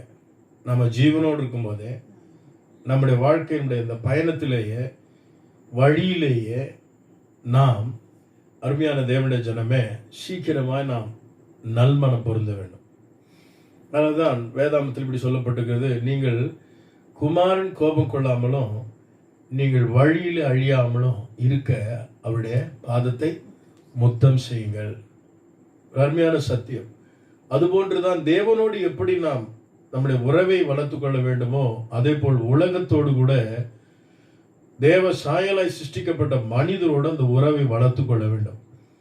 உன்னிடத்தில் அன்பு கூறுவது போல பிறனிடத்தில் அன்பு கூறு என்று நமக்கு சொல்லிக் கொடுத்தாரே. ஆகவே அநேக நேரங்களில் நாம் பகை உணர்வோடு கூட நம்முடைய வாழ்க்கையில வாழ விரும்புகிறோம். சிலர் பகையோடு கூட சில காரியங்களை செய்வார்கள். அருமையான தேவனுடைய பிள்ளைகளே, நான் படித்த அந்த நாட்களுக்கு பின்பு பணியாற்றும்படி சில நாட்கள் நான் வேலைக்கு செல்லுவது உண்டு. அப்பொழுது பணிக்கு செல்லுகிற அந்த இடத்துல சில பொருட்களை பேக்கிங் செய்கிற ஒரு காரியத்தை செய்தபோது எங்களுக்கு சூப்பர்வைஸ் பண்ணுகிற ஒரு சகோதரர், நானும் என்னுடைய நண்பனும் வேலை செய்வோம். நாங்கள் துரிதமாய் செய்ய வேண்டுமானால் எங்கள் 2 பேருக்கும் அவர் சண்டை மூட்டி விடுவார். நாங்கள் ஒருவருக்கொருவர் கோபப்பட்டு என்ன செய்வோம்னா, வேலையை ரொம்ப வேகமாக செய்ய ஆரம்பிப்போம். அவருக்கு வேலை சீக்கிரமா முடியணும். சிலரை நீங்க கவனிச்சு பார்த்தீங்கன்னா, கோபம் வந்துடுச்சுன்னா வேலை பயங்கர வேகமா நடக்கும். ஆனால் அது தேவனுடைய விருப்பம் அல்ல. நல்மனம் பொருந்தாமல், சமாதானம் இல்லாமல் நாம் செய்கிற எந்த ஒரு செயலையும் தேவன் ஏற்றுக்கொள்ளவே மாட்டார். அதனால்தான் மத்தேயு 6:16 சொல்றாரு, நீ காணிக்கையே கொடுத்தா கூட நீ போயிட்டு என்ன செய்யணுமா, ஒப்புரவான பின்பு உன் காணிக்கை செலுத்து. அந்த வசனத்தை நம்ம வாசிக்க கேட்போம். மனுஷருடைய தப்பிதங்கள் நீங்கள் அவர்களுக்கு மன்னியாதிருந்தால் உங்கள் பிதா உங்கள் தப்பிதங்களை மன்னியாதிருப்பார். மனுஷருடைய தப்பிதங்களை நீங்கள் மன்னியாதிருந்தால் உங்கள் பிதா உங்கள் தப்பிதங்களை என்ன செய்ய மாட்டார், மன்னிக்கவே மாட்டார். உங்களுக்கு தெரியும், மத்தேயு விசேஷம் 18ஆம் அதிகாரத்தில் 23ஆம் வசனத்திலிருந்து நீங்கள் வாசிக்கும் பொழுது, ஒரு மனிதன் தான் ராஜாவினிடத்தில் கடன் பட்டிருந்தான். அவனால் அதை திருப்பி செலுத்த முடியவில்லை. ராஜாவினிடத்தில் வந்து அவன் கேட்கிறான், எனக்கு அதை செலுத்துவதற்கு எனக்கு திராணி இல்லை என்று சொன்னபோது, அந்த ராஜாவோ அவனுடைய மனைவி பிள்ளைகளை அழைத்து வர சொல்கிறான். அவனிடத்தில் ஐயா என்று கெஞ்சி கேட்கிறான், நான் செலுத்த எப்படியாக நான் முயற்சிக்கிறேன் என்று சொல்லுகிறான். பின்பு அந்த ராஜா மனமிறங்கி அவனுடைய எல்லா கடன்களையும் மன்னித்து விடுகிறான். 16,000 அந்த பணத்தை அவன் மன்னித்து விடுகிறான். ஆனால் மன்னிப்பு பெற்ற அவன், நீங்கள் வாசிக்கும்போது 35 வசனங்கள் வரை நீங்கள் வாசிக்கும் பொழுது அங்கு எழுதப்பட்டிருக்கிறது, அவன் வழியிலே வருகையிலே அவனிடத்தில் 100 வெள்ளி கடன் பட்டவனை அவனால் மன்னிக்க முடியவில்லை.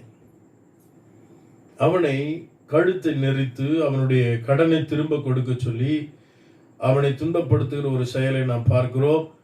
இது அந்த ராஜா கேள்விப்பட்டு அவனை திரும்பவும் அவன் ஒடுக்கமான இடத்துல அவனை ஜெயிலில் கொண்டு போய் விடுகிறதை பார்க்கிறோம். காரணம் என்னன்னா, அவன் மன்னிப்பு பெற்ற அவன் தன்னுடைய சக நண்பனை மன்னிக்க அவனுக்கு மனமில்லை. ஆகவே கோபத்தோட, சமாதானம் இல்லாமல், பகை உணர்வோட நாம் ஜெபித்தாலும் நாம் வாழ்ந்தாலும் இந்த உலகத்தில் அதனால் எந்த பயனும் கிடையாது. ஆகவே சமாதானத்தோட இவ்வுலகத்தில் வாழ நமக்கு கற்றுக் கொடுத்த தெய்வம் ஆண்டவராகிய இயேசு கிறிஸ்து. யாவரோடு சமாதானமாயிருங்கள், நல்மனம் பொருந்துங்கள் என்று நமக்கு சொல்லிக் கொடுத்திருக்கிறார். ஆகவே இந்த செய்தி கேட்கிற அன்பு சகோதரனே, தேவன் நமக்காக இவை எல்லாவற்றையும் சீக்கிரத்தில் செய்திருக்க, நீங்கள் சீக்கிரத்தில் செய்ய வேண்டிய ஒரு காரியம், யாரிடத்திலாகிலும் உங்களுக்கு அந்த பகை உணர்வு இருக்குமானால் சீக்கிரமாய் அவரிடத்தில் சென்று நீங்கள் நன்மனம் பொருந்த வேண்டும், சமாதானத்துக்குள்ளாக வேண்டும். எந்த விதமான கசப்பு அவருடைய வாழ்க்கையில் நீங்கள் வைத்துக் கொள்ளாதபடி நீங்கள் கவனமாக உங்கள் வாழ்க்கையை மாற்றிக்கொள்ள வேண்டும் என்று வேதம் சொல்கிறதை வாசிக்கிறோம். ஆகவேதான் காணிக்கை செலுத்த போன அந்த மனிதனை ஆண்டவர் சொல்லுகிறார், முதலாவது உன் காணிக்கையை பலிபீடத்தில் வைத்து விட்டு உன் சகோதரனிடத்தில் நீ ஒப்புரவாக என்று சொல்கிறார். ஒப்புரவான பின்பு வந்து உன் காணிக்கை செலுத்து. இதுவரைக்கும் அப்படி ஒப்புரவாகாதபடி நீ செலுத்துகிற துதி ஆனாலும், ஆராதனை ஆனாலும், ஊழியமானாலும், காணிக்கை ஆனாலும், நீ செய்கிற எவ்விதமான நற்கிரிகள் ஆனாலும், என் அன்பியான தேவ ஜனமே, உன்னுடைய வாழ்க்கையில மற்றவர்களோடு கூட இருக்கிற கசப்பு, வைராக்கியம், இப்படிப்பட்ட காரியங்களை உன்னை விட்டு விளக்குவதற்கு சீக்கிரமாய் நீ வழியிலேயே நல்மனம் பொருந்து என்று ஆண்டவர் வாக்குறுதிக்கிறதை நாம் வாசிக்கிறோம். ஆகவே நாம் செய்ய வேண்டிய முதல் காரியம், நாம் சீக்கிரத்திலேயே நம்முடைய வாழ்க்கை பயணத்திலேயே சீக்கிரமாக நல்மனம் பொருந்திடு என்று ஆண்டவர் சொல்லுகிறதை நாம் வாசிக்கிறோம். 2 கொரிந்தியர் 2ஆம் அதிகாரம் 10-11 வசனங்களை நாம் வாசிக்க கேட்போம். 2 கொரிந்தியர் 2:10-11. எவனுக்கு நீங்கள் மன்னிக்கிறீர்களோ அவனுக்கு நானும் மன்னிக்கிறேன். மேலும் எதை நான் மன்னித்திருக்கிறேனோ அதை உங்கள் நிமித்தம் கிறிஸ்துவனுடைய சன்னிதானத்திலே மன்னித்திருக்கிறேன். சாத்தானாலே நாம் மோசம் போகாதபடிக்கு அப்படி செய்தேன். சாத்தானாலே நாம் மோசம் போகாதபடிக்கு அப்படி செய்தேன். எவர்களை மன்னித்திருக்குமோ நானும் அவளை மன்னித்திருக்கிறேன் என்று எழுதப்பட்டிருக்கிறதை வாசிக்கிறோம். ஆகவே அருமையான தேவச்சனமே, மன்னிக்கும் மாண்பை நமது ஆண்டவர் மிக அழகாக சொல்லிக் கொடுக்கிறார். ஆகவே இந்த அருமையான சத்தியத்தை நாம் கைக்கொள்வோம், சீக்கிரத்தில் அதை செய்வோம். இதுவரைக்கும் உங்கள் வாழ்க்கையில் நீங்கள் அதை செய்யலன்னு சொன்னால் நீங்கள் ஒரு பூரண நபர் அல்ல, பூரண புருஷர் அல்ல. ஆகவே உங்களை பூரண புருஷராக்கி கொள்ள தேவன் இந்த தருணங்களை கொடுக்கிறார். மனஸ்தாபத்தோட, கசப்போட, வைராக்கியத்தோட, பிரிவினையோட இதுவரைக்கும் வாழ்ந்திருந்த நீங்கள் வழியிலேயே நல்மனம் பொருந்திடு என்று ஆண்டவர் சொல்கிறார். இரண்டாவதாக ஆதியாகமத்தின் புஸ்தகம் மத்தேயு 5:22-24 வசனங்கள் வரை. அதுக்கு முன்னதாக அந்த வசனத்தை வாசிக்கலாம். மத்தேயு 5:22-24 வரை. நான் உங்களுக்கு சொல்லுகிறேன், என் சகோதரனை நியாயமில்லாமல் கோபித்துக் கொள்பவன் நியாய தீர்ப்புக்கு ஏதுவாயிருப்பான்.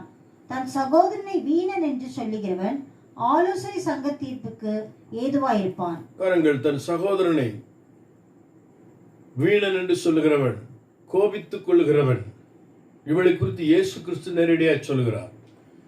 நீ நியாய தீர்ப்புக்கு பாத்திரவனாய் மாறுகிறாய். அப்படி கோபித்துக் கொள்ளக்கூடாது. அந்த சகோதரனை நேசிக்க வேண்டும் என்கிற சத்தியங்களை ஆண்டவர் சொல்கிறதை வாசிக்கிறோம். ஆகவே சீக்கிரத்தில் நீங்கள் நன்மனம் பொருந்துங்கள், யாவரோடு சமாதானமாயிருங்கள், கர்த்தர் உங்களோடு இருப்பாராக. இரண்டாவதாக ஆதியாகமம் 24:18 நாம் இவ்வாறு வாசிக்கிறோம். 24:18. அதற்கு அவள், குடியும் என் ஆண்டவரே என்று சீக்கிரமாய் குடத்தை தன் கையில் இறக்கி கொண்டு அவனுக்கு குடிக்க கொடுத்தாள். Praise the lord. சீக்கிரத்திலே நல்மனம் பொருந்திடு என்கிற அருமையான செய்தியை தேவனுடைய வசனங்களூடாக நாம் பார்த்தோம். நாம் எந்த காரியத்திலையும் நல்மனம் பொருந்தாமல் செய்கிறது நலமான விஷயம் அல்ல. ஆகவேதான் தேவனுடைய திருச்சபையில கூட நமக்கு ஆண்டுடைய பந்தியினுடைய அவசியம் அதுதான். நாம் எல்லாரும் நாம் நல்மனம் பொருந்தின அந்த நிலைமையிலே நாம் அதை செய்கிறோம். இரண்டாவது இங்கே வாசிக்கிறோம், சீக்கிரத்திலே அவள் தன் குடத்தை இறக்கி குடியும் என் ஆண்டவரே என்று இங்கு சொல்லுகிறதை பார்க்கிறோம். ரெபெக்காளை குறித்து இங்கு ஆதியாகமத்தில் நாம் வாசிக்கும் பொழுது, எலியாசர் தன்னுடைய எஜமானுடைய குமாரனுக்கு பெண் தேடி சென்றபோது நடந்த நிகழ்வுதான். எலியாசர் பக்தியுள்ள விசுவாசமுள்ள ஒரு வேலைக்காரன். ஆபிரகாம் அவருடைய எஜமான் தேவனுக்கு பயந்து தேவனுடைய சிநேகிதன் என்று அழைக்கப்பட்டவன். அப்படிப்பட்ட இந்த விசுவாசமுள்ள மனிதன் ஜெபித்து சென்றான். நான் இந்த நீரூற்றண்டை செல்லுகிறேன், என்னுடைக்கும் என்னுடைய ஒட்டகத்திற்கும் யார் தண்ணீர் வார்க்கிறாளோ அவள்தான் என்னுடைய எஜமானுடைய குமாரனுக்கு ஏற்ற துணையாய் இருப்பாள் என்கிற ஒரு அடையாளத்தை அவன் கேட்டு ஜபிக்கிறான். இவ்வாறே அங்கு நடக்கிறதை பார்க்கிறோம். இவைகளெல்லாம் திருமண வீட்டிலே வாசிக்கிற ஒரு பகுதி. ஆனால் நான் அதிலே எடுத்துக்கொள்ள ஒரு விஷயம் என்ன என்று சொன்னால், சீக்கிரத்திலே அவள் தன் குடத்தை கொண்டு வந்து குடியுமேன் ஆண்டவரே என்று சொல்கிறாள். இதுல அவள் சீக்கிரத்திலே மற்றவர்களுக்கு செய்கிற ஒரு நல்ல செயலை நாம் இங்கு பார்க்கிறோம். கொடுக்கிற ஒரு அருமையான குணத்தை நாம் இங்கு பார்க்கிறோம். கேட்டாலும் சீக்கிரத்திலே கொடுக்காத நபர்கள் உண்டு, என் அருமையான தேவனுடைய பிள்ளைகளே. ஆனால் இவருடைய பண்பாடை பார்க்கிறோம். அவன் கேட்ட உடனே சீக்கிரத்திலே போய் அதை செய்கிறாள். ஆகவே எப்படி சீக்கிரத்திலே நாம் ஒப்புரவாகி விடுமோ, நல்மனம் பொருந்தி விட வேண்டும் என்று ஆண்டவர் சொல்லுகிறாரோ, அதே போல் சீக்கிரத்திலே நாம் கொடுக்கிற, சீக்கிரத்திலே நற்கிரிகளை செய்கிற அந்த குணமுடையவர்களாக இருக்க வேண்டும். அதனால்தான் அவளை குணசாலியான பெண் என்று வேதாகமம் வர்ணிக்கிறது. இன்றைக்கு நீங்களும் நானும் மணவாளனாகி இயேசு கிறிஸ்துவுக்கு மணவாட்டியாக தேவன் நம்மை தேர்ந்து செய்திருக்கிறார்.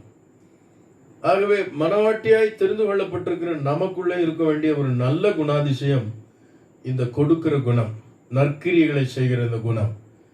அதை காலம் தாழ்த்தி செய்யாதபடி சீக்கிரத்திலே நாம் செய்வது நம்முடைய வாழ்க்கைக்கு அது மிகுந்த ஆசீர்வாதமாக இருக்கும். ஒருவேளை இப்படிப்பட்ட ஒரு கால சூழ்நிலை தேவன் உனக்கு கொடுத்திருக்கிற நன்மைகளை நீ பகிர்ந்து கொடுக்க கற்றுக்கொள்ள வேண்டும். யாக்கோபு எழுதும்போது சொல்கிறார், முன்னோர்கள் இப்படி கொடுக்கிற விஷயத்துல, உபசரிக்கிற காரியங்கள்ல அவர்கள் தேவதூதரை உபசரித்தார்கள் என்று சொல்லுகிறார். அதைத்தான் என் அருமையான தேவ பிள்ளைகள் ஆதியாகமத்தின் புத்தகம் 18ஆம் அதிகாரத்தில் நாம் வாசிக்கிறோம். 6-7 வசனங்களை. ஆண்டவர் தன்னுடைய தூதர்களை அனுப்புகிறார்.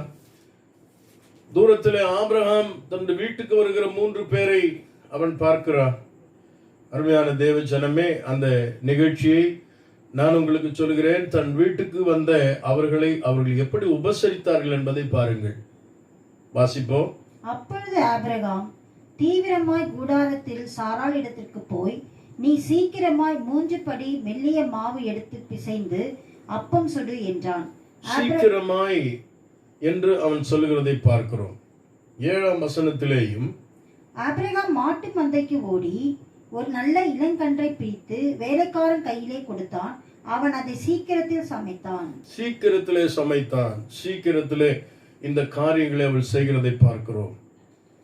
என் அருமையான தேவனுடைய பிள்ளைகளே, உன்னுடைய வாழ்க்கையில தேவன் வைத்திருக்கிற இந்த நாட்களிலே நீ சீக்கிரமாய் செய்ய வேண்டிய சிலவற்றை ஆண்டவர் உன்னோடு கூட சம்பாசித்துக் கொண்டிருக்கிறார். இதுவரைக்கும் ஐயா, நான் மற்றவர்களுக்கு இந்த நன்மை செய்கிற விஷயத்துல எனக்கு ஏதாகிலும் கிடைக்குமா, எனக்கு யாராகிலும் செய்வார்களா என்கிற அந்த நிலைப்பாடோடு நீ வாழ்ந்து கொண்டிருப்பாயானால், இன்னைக்கு கர்த்தர் சொல்றார், நான் உனக்காக சீக்கிரமாக இவை எல்லாவற்றையும் செய்திருக்கிறேனே, நீ சீக்கிரமாக நல்மனம் பொருந்திவிடு, என்னுடைய வருகை சமீபித்திருக்கிறது, நீ சீக்கிரமாக நற்கிரியை செய்துவிடு.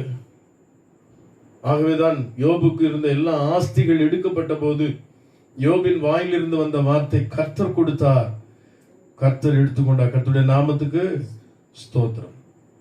இந்த பூமியிலே தேவன் வைத்திருக்கிற நாட்கள், நம்ம கொடுக்கப்பட்டிருக்கிற நன்மைகள், ஆசீர்வாதங்கள், தாளந்துகள், கிருபைகள், இவெல்லாவற்றையும் நாம் பகிர்ந்து கொடுக்கிற, மற்றவர்களுக்கு அப்படி பகிர்ந்தளிக்கிற உக்கிரானத்துவம் உடையவர்களாக, நற்கிரிகளை செய்கிறவர்களாக தேவன் நம்மை உருவாக்கி இருக்கிறார். நற்கிரியை செய்வதற்காகவே தேவன் நம்மை உருவாக்கி இருக்கிறார் என்று அப்போஸ்தலன் எழுதுகிறதை நாம் வாசிக்கிறோம். ஆகவே இதுவரைக்கும் அப்படிப்பட்ட செயல் இல்லாதபடி நீ மற்றவர்களுக்கு எவ்விதத்திலும் உதவி செய்யாத ஒரு நபராய் இருப்பாயானால், இனி ஆண்டவனோடு கூட பேசிக் கொண்டிருக்கிறார். என் அன்பு சகோதரனே, சகோதரியே, அவள் சீக்கிரத்திலே அவள் குடத்தை இறக்கி தண்ணீரை கொடுத்தாள். அவனுக்கு மட்டுமல்ல, அவனுடைய ஒட்டகங்களுக்கு கொடுத்தாள். சீக்கிரத்திலே அவர்கள் மாவை எடுத்து சீக்கிரத்திலே மாட்டு மந்தைக்கு சென்று அவர்கள் சமைத்து தன் வீட்டுக்கு வந்தவர்களுக்கு உபசரித்ததை பார்க்கிறோம். என் அருமையான தெய்வ பிள்ளைகளே, மற்றவர்களுக்கு உபசரிக்கிற அந்த அற்புதமான குணம் நம்முடைய வாழ்க்கையில இருக்குமானால் அது நம்முடைய வாழ்க்கைக்கு ஆசீர்வாதத்தை கொண்டு வரும். ஐயா, இதுவரைக்கும் என்னால் எதையும் செய்ய முடியல, நான் அப்படிப்பட்ட ஒரு நபராய் தான் இருந்தேன், ஆனால் இன்றைக்கு நான் ஒரு தீர்மானம் எடுக்க போகிறேன். நான் சீக்கிரமாய் மற்றவர்களுக்கு நன்மை செய்ய போகிறேன். என்னிடத்தில் இருக்கிறது எதை இருந்தாலும் அதை மற்றவர்களுக்கு நான் கொடுக்க போகிறேன், பகிர்ந்து கொடுக்க போகிறேன் என்கிற ஒரு தீர்மானம் எடுக்க வேண்டும். இந்த நாட்களில் நாம் கண்கூடாக பார்க்கிறோம், எத்தனையோ மக்கள், ஒருவேளை தேவனை அறியாதவர்கள் கூட நீங்கள் ஏராளமாய் பார்க்கலாம்.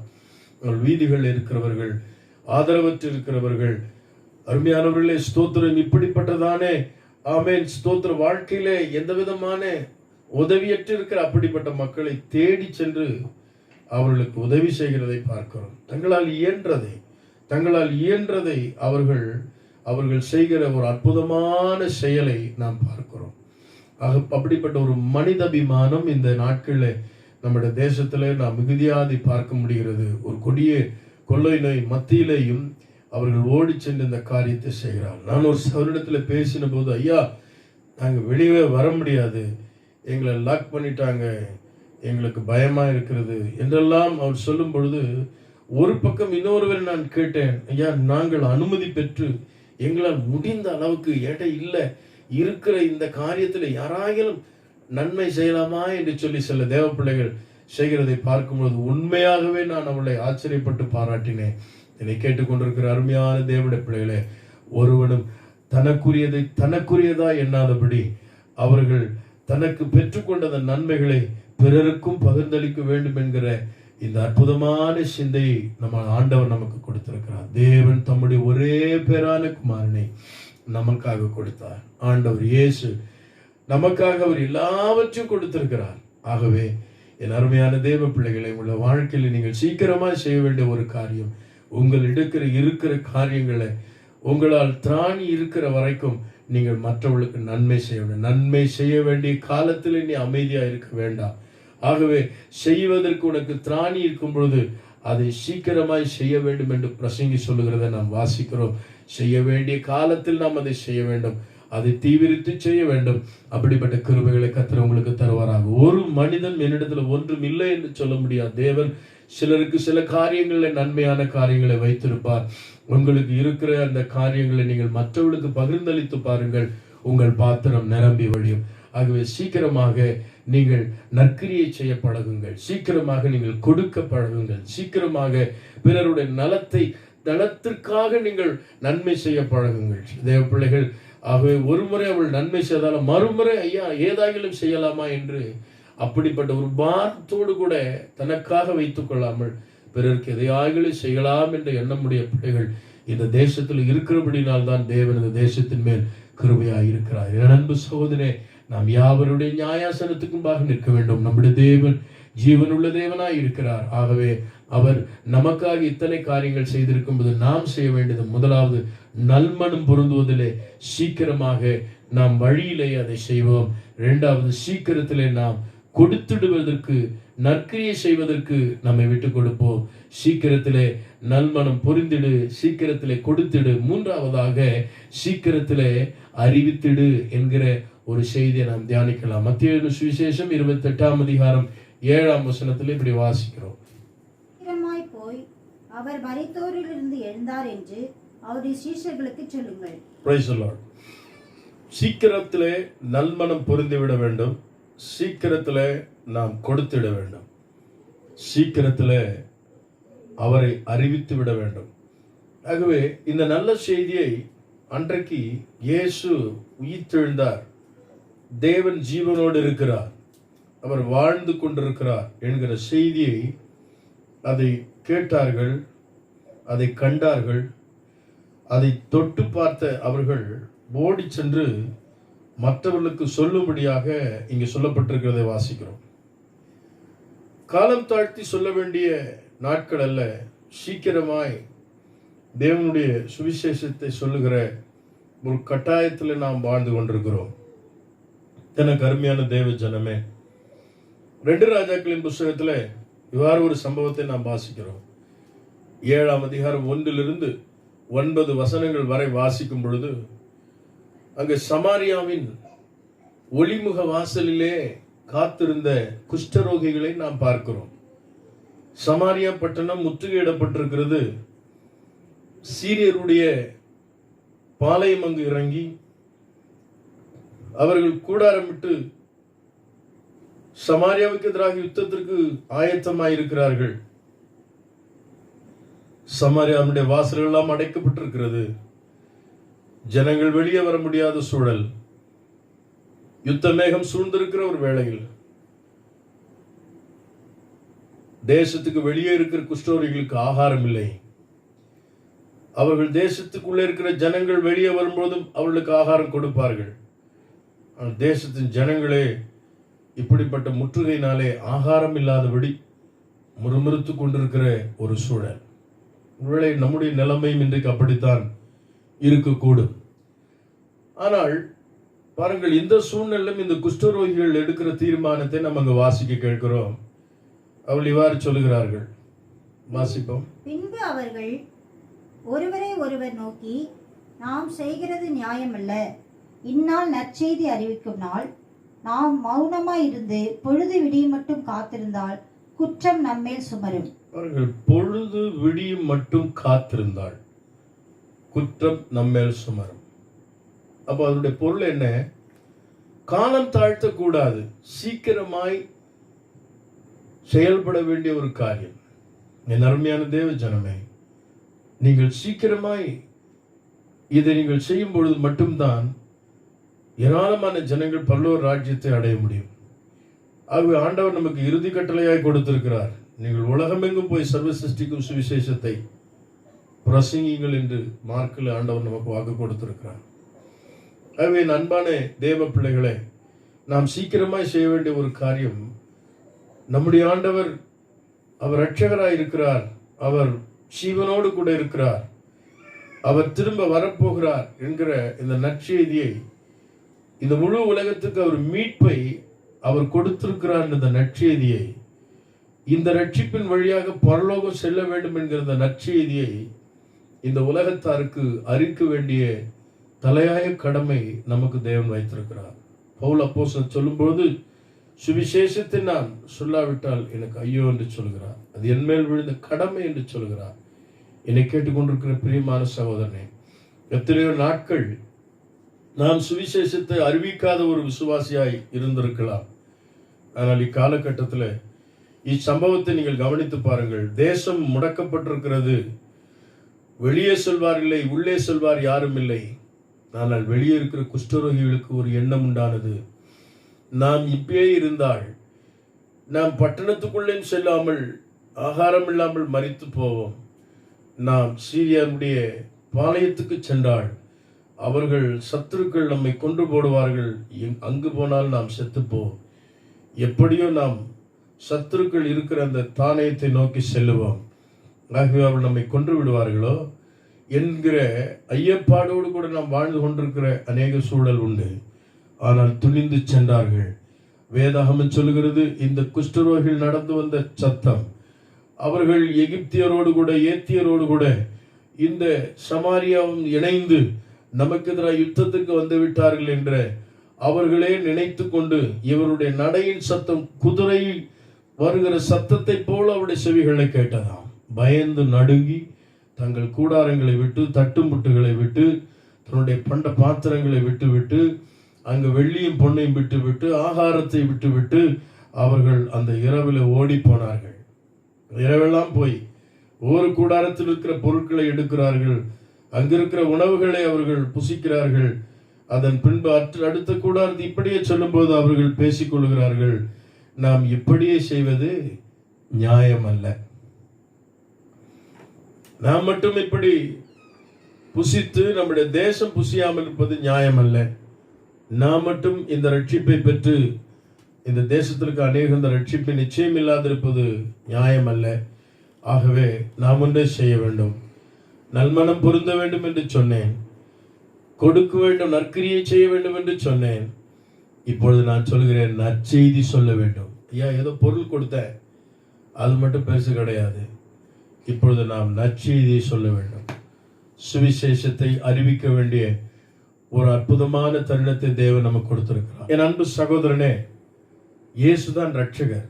அவர் வழியாகத்தான் இந்த முழு உலகத்தின் மனிதர்களுக்கு மீட்பு உண்டு என்கிற இந்த அற்புதமான செய்தியை நீங்கள் தைரியமாக பறைசாற்ற வேண்டிய ஒரு இறுதி நாட்கள் நாம் வந்திருக்கிறோம். ஆண்டவர் இயேசு எதையெல்லாம் சொன்னாரோ அது உலகத்தில் நடந்து கொண்டிருக்கிறது.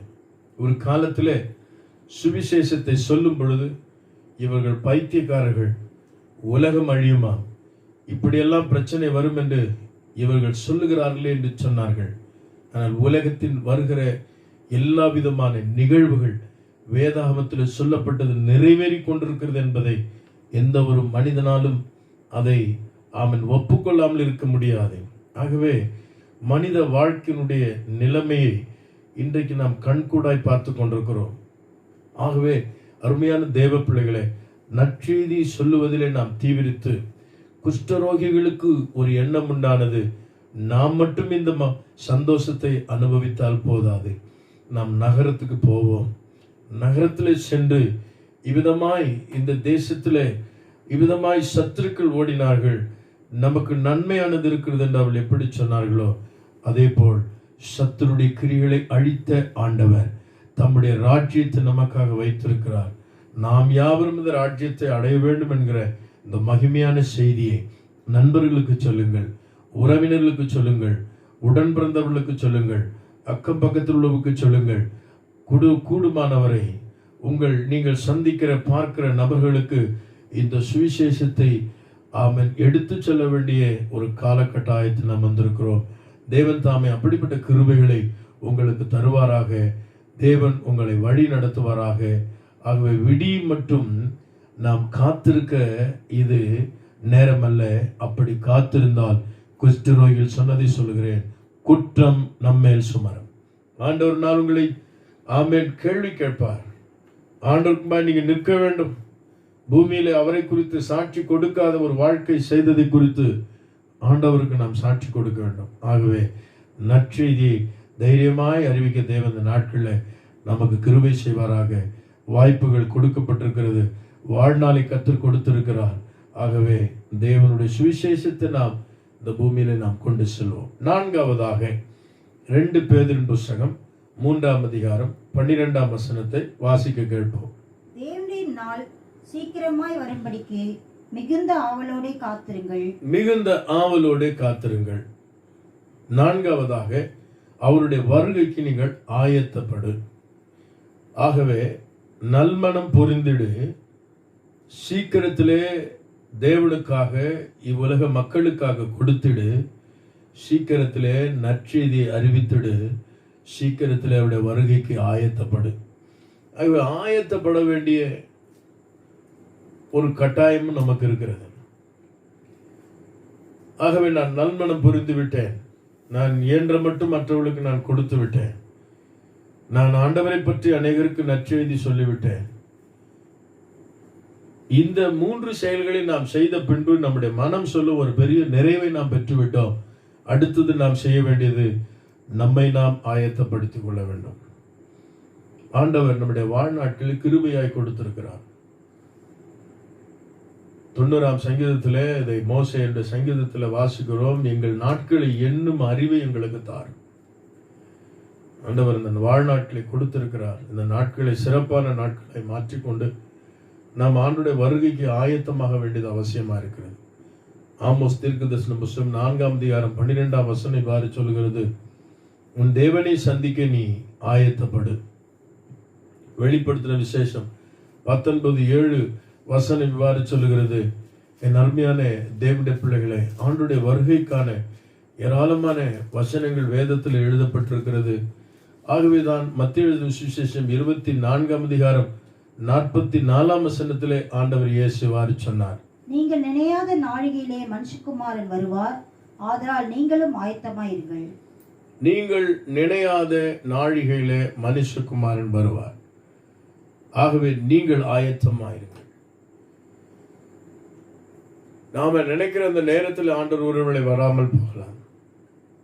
நேற்று வரைக்கும் இருந்தனே, இன்றைக்கு இல்லை. நினையாத நாழிகள் அவர் வருவார். ஆகவே நீங்களும் என்று சொல்வதனுடைய பொருள், நன்மனம் பொருந்திய நீங்களும், நற்கிரியை செய்த நீங்களும், நற்செய்தி அறிவித்த நீங்களும் ஆண்டவருடைய வருகை விட்டு விடக்கூடாது. ஊழியம் செய்தனே, நற்செயல்கள் செய்தேனே, எல்லாரோடும் சமாதானமா இருந்தேனே, அது மட்டும் போதுமா? நீங்கள் ஆணுடைய வருகைக்கு ஆயத்தமாக வேண்டும். ஆணுடைய வருகையில ஒரு மனிதன் செல்ல வேண்டுமானால் அதற்கான அநேக ஆயத்தங்கள் தேவை. ஒரு இடத்திலிருந்து இன்னொரு இடத்துக்கு ஒரு மனிதன் இடம்பெயரும் பொழுதே, ஒருவேளை தன் சொந்த ஊருக்கு செல்லவோ அல்லது வெளி இடங்களுக்கு செல்லும் பொழுது ஒரு மனிதன் பல காரியங்களை ஆயத்தப்படுத்திக் கொள்கிறான். ஒரு நாள் முந்தியே அவன் அதற்கான ஆயத்தங்களை செய்து கொள்கிறான். ஒரு குறையும் இல்லாதபடி எல்லாவற்றையும் சரிபார்த்துக் கொள்கிறான். என்ன மற்றும் அதற்கான எல்லா காரியங்களையும் அவன் செய்து ஒரு ஆயத்த நிலைமையில் அவன் இருக்கிறதை பார்க்கிறோம். அருமையான தேவ பிள்ளைகளே, ஆண்டவர் சீக்கிரமாய் வரப்போகிறார். தேவனுடைய நாள் அது சமீபித்திருக்கிறது. மத்திய 24:44 வசனத்தில் இவ்வாறு வாசிக்கிறோம். நீங்கள் நிலையாத நாழிகையிலே மனுஷகுமாரன் வருவார். ஆதலால் நீங்களும் ஆயத்தமாறுங்கள். 25 மத்தியில வாசிக்கிறோம். அங்கே இந்த மணவாளனாகிய இயேசுவை காண சிலர் ஆயத்தமாய் சென்றார்கள். ஆனால் ஆயத்தமாய் சென்ற அவர்களில் 5 பேர் புத்தி உள்ளவர்களும் 5 பேர் புத்தி அற்றவர்களுமாய் இருந்தால் எழுதப்பட்டிருக்கிறது.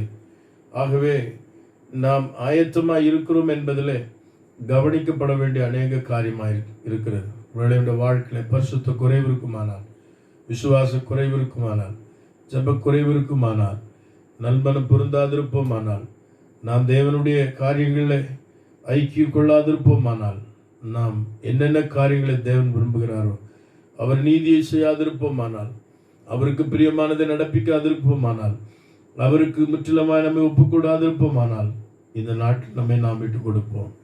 சகல சிருஷ்டிகளும் அவருடைய வருகைக்கு ஆவலாய் காத்திருக்கிறதா? அவருடைய சாயலாய் சிருஷ்டிக்கப்பட்ட அவருடைய பிள்ளைகளாகிய நாம் அவருடைய வருகைக்கு நாம் காத்திருக்க வேண்டும். ஆண்டவர் மேகங்களூடாய் அவர் வரப்போகிறார். சீக்கிரத்திலே அவர் வரப்போகிறார். ஆமென். வெளிப்படுத்தின விசேஷம் 22:12 வசனம் சொல்லுங்க, இதோ நான் சீக்கிரமாய் வருகிறேன், அவனவனுக்கு நான் அளிக்கும் பலன் என்னோடு கூட வருகிறது.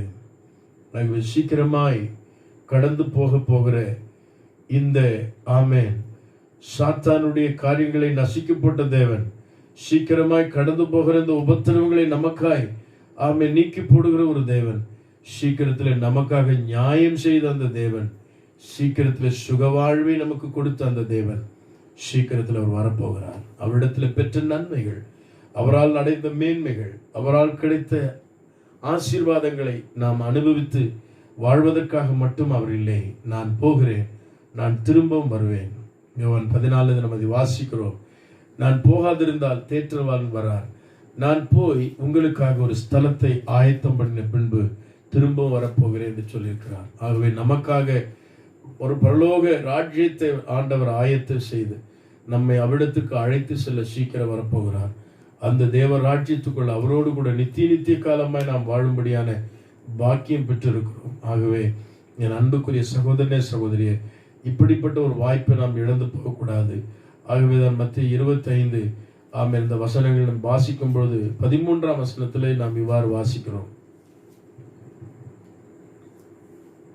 மனுஷகுமாரன் வரும் நாளையாவது நாழிகையாவது நீங்கள் அறியாதிருக்கிறபடினால் விழித்திருங்கள்.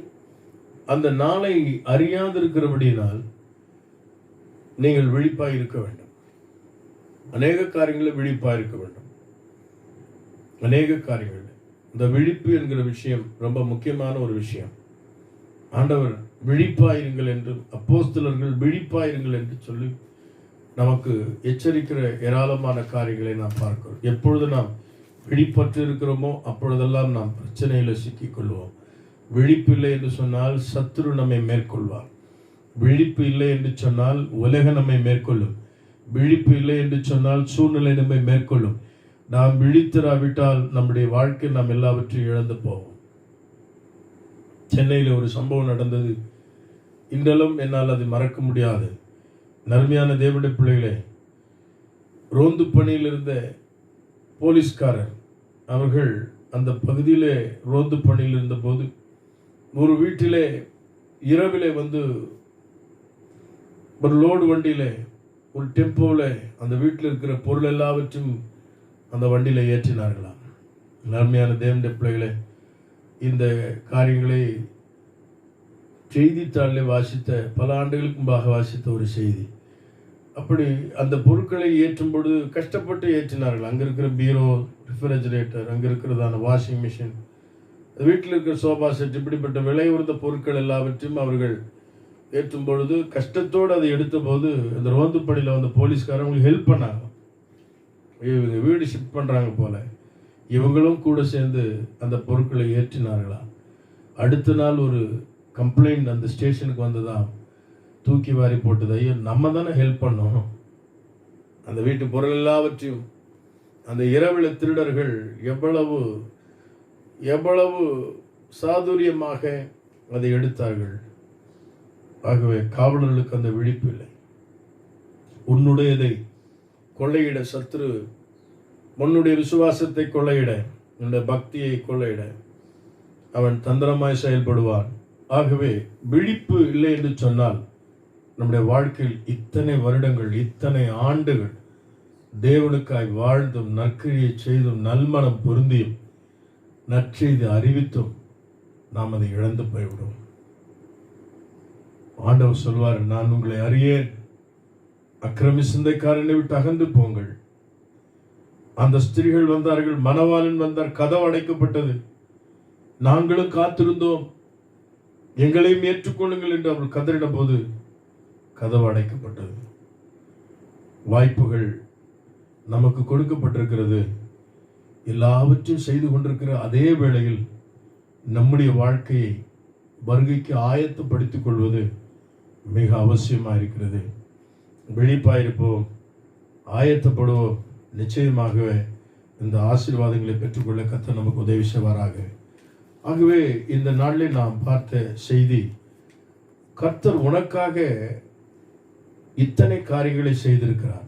தேவன் செய்திருக்கிற இத்தனை காரியங்கள் இருக்கும் பொழுது நீ செய்ய வேண்டிய காரியங்கள் என்ன, நீ என்ன ஆண்டவருக்காக செய்தாய் என்பதுதான் உங்கள் முன்பாக வைக்கப்பட்டதான கேள்வி. முதலாவது, கர்த்தர் செய்த 4 காரியங்களை சொன்னேன். அவர் சீக்கிரமாக சாத்தானை காலின் கீழே நசுக்கி போட்டார். 2வது, சீக்கிரமாக உபத்திரவங்களை நீக்கி போட்டார். சீக்கிரமாக உங்களுக்காக நியாயம் செய்வார். சீக்கிரத்திலே உங்களுக்கு சுக வாழ்வை துளிர்க்க செய்வார். ஆகவே நாம் சீக்கிரத்திலே நல்மனம் பொருந்து விட வேண்டும். சீக்கிரத்திலே நாம் நற்கிரியைகளை செய்து விட வேண்டும். சீக்கிரத்திலே நாம் நற்செய்தி அறிவித்து விட வேண்டும். சீக்கிரமாய் நாம் அவருடைய வருகைக்கு ஆயத்தப்பட வேண்டும். தேவன் 4 காரியங்களை செய்திருக்கிறார், நாமும் 4 காரியங்களை செய்ய வேண்டும். ஆகவே இவை அனைத்தும் சீக்கிரத்திலே செய்யப்பட வேண்டிய விஷயம். ஆக விழித்துக் கொள்வோம், விடுதலை பெற்றுக் கொள்வோம், வருகையில காணப்படுவோம். கர்த்தர் உங்களோடு கூட இருப்பாராக. நாம் ஜெபிப்போம். எங்களை நேசிக்கும் அன்பின் பரலோக பிதாவே, உம்முடைய குமாரனாகிய இயேசுவின் நாமத்தினால் இந்த செய்தி கேட்டு அன்பு உள்ளங்களுக்காய் ஜெபிக்கிறேன். ஆண்டவரே, நாள் ஒன்று வரும், இவைகளுக்கு தெரியாது என்று யாரும் தப்பித்துக் கொள்ள முடியாது.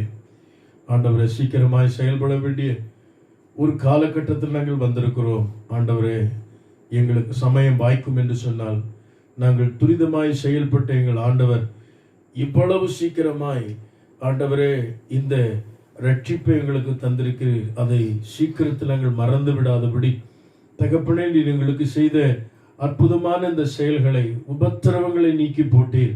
சீக்கிரமாய் நீர் எங்களுக்கு நியாயம் செய்திருக்கிறீர்.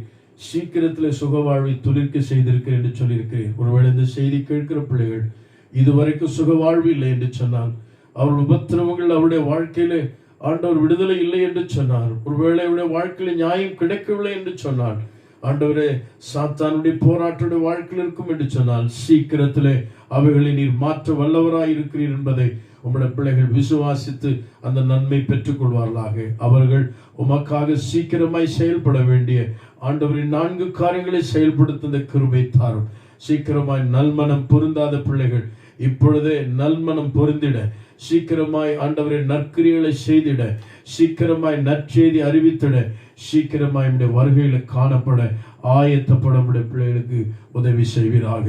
ஆண்டவரே, இப்பொழுதும் நாங்கள் பலவீனமாயிருக்கிற பிள்ளைகளை நினைக்கிறோம். நோய் தொற்று எங்கள் தேசத்திலே பரவாதிருக்க தேவன் கிருபையா இறங்கும்படி நான் ஜெபிக்கிறேன். சிறு பிள்ளைகளும் ஆண்டவரை மூத்தவர்கள் மேல இரக்கமாயிருப்பீராக. படிக்கும் பிள்ளைகள், வாலிப பிள்ளைகளை ஆண்டவருடைய பராமரிப்புல வைத்துக் கொள்வீராக. தேவையுள்ள ஜனங்களுடைய தேவைகள் சந்திப்பீராக.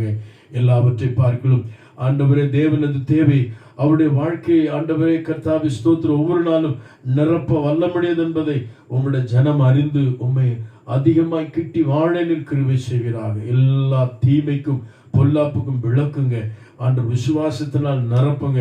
தைரியமாயிருக்க நம்முடைய பிள்ளைகளுக்கு உதவி செய்யுங்க. கிருபை விலகாதிருக்கட்டும். ரட்சகரும் மீட்பருமாயிருக்கிற எங்கள் ஆண்டவர் இயேசு கிறிஸ்துவின் மூலம் வேண்டுகிறேன் நல்ல பிதாவே, ஆமென். என் ஆத்மாவே கர்த்தரை ஸ்தோத்திரி, என் முழுமே பரிசுத்த நாமத்தை ஸ்தோத்திரி. என் ஆத்மாவே கர்த்தரை ஸ்தோத்திரி, அவர் செய்த சகல உபகாரங்களையும் மறவாதே.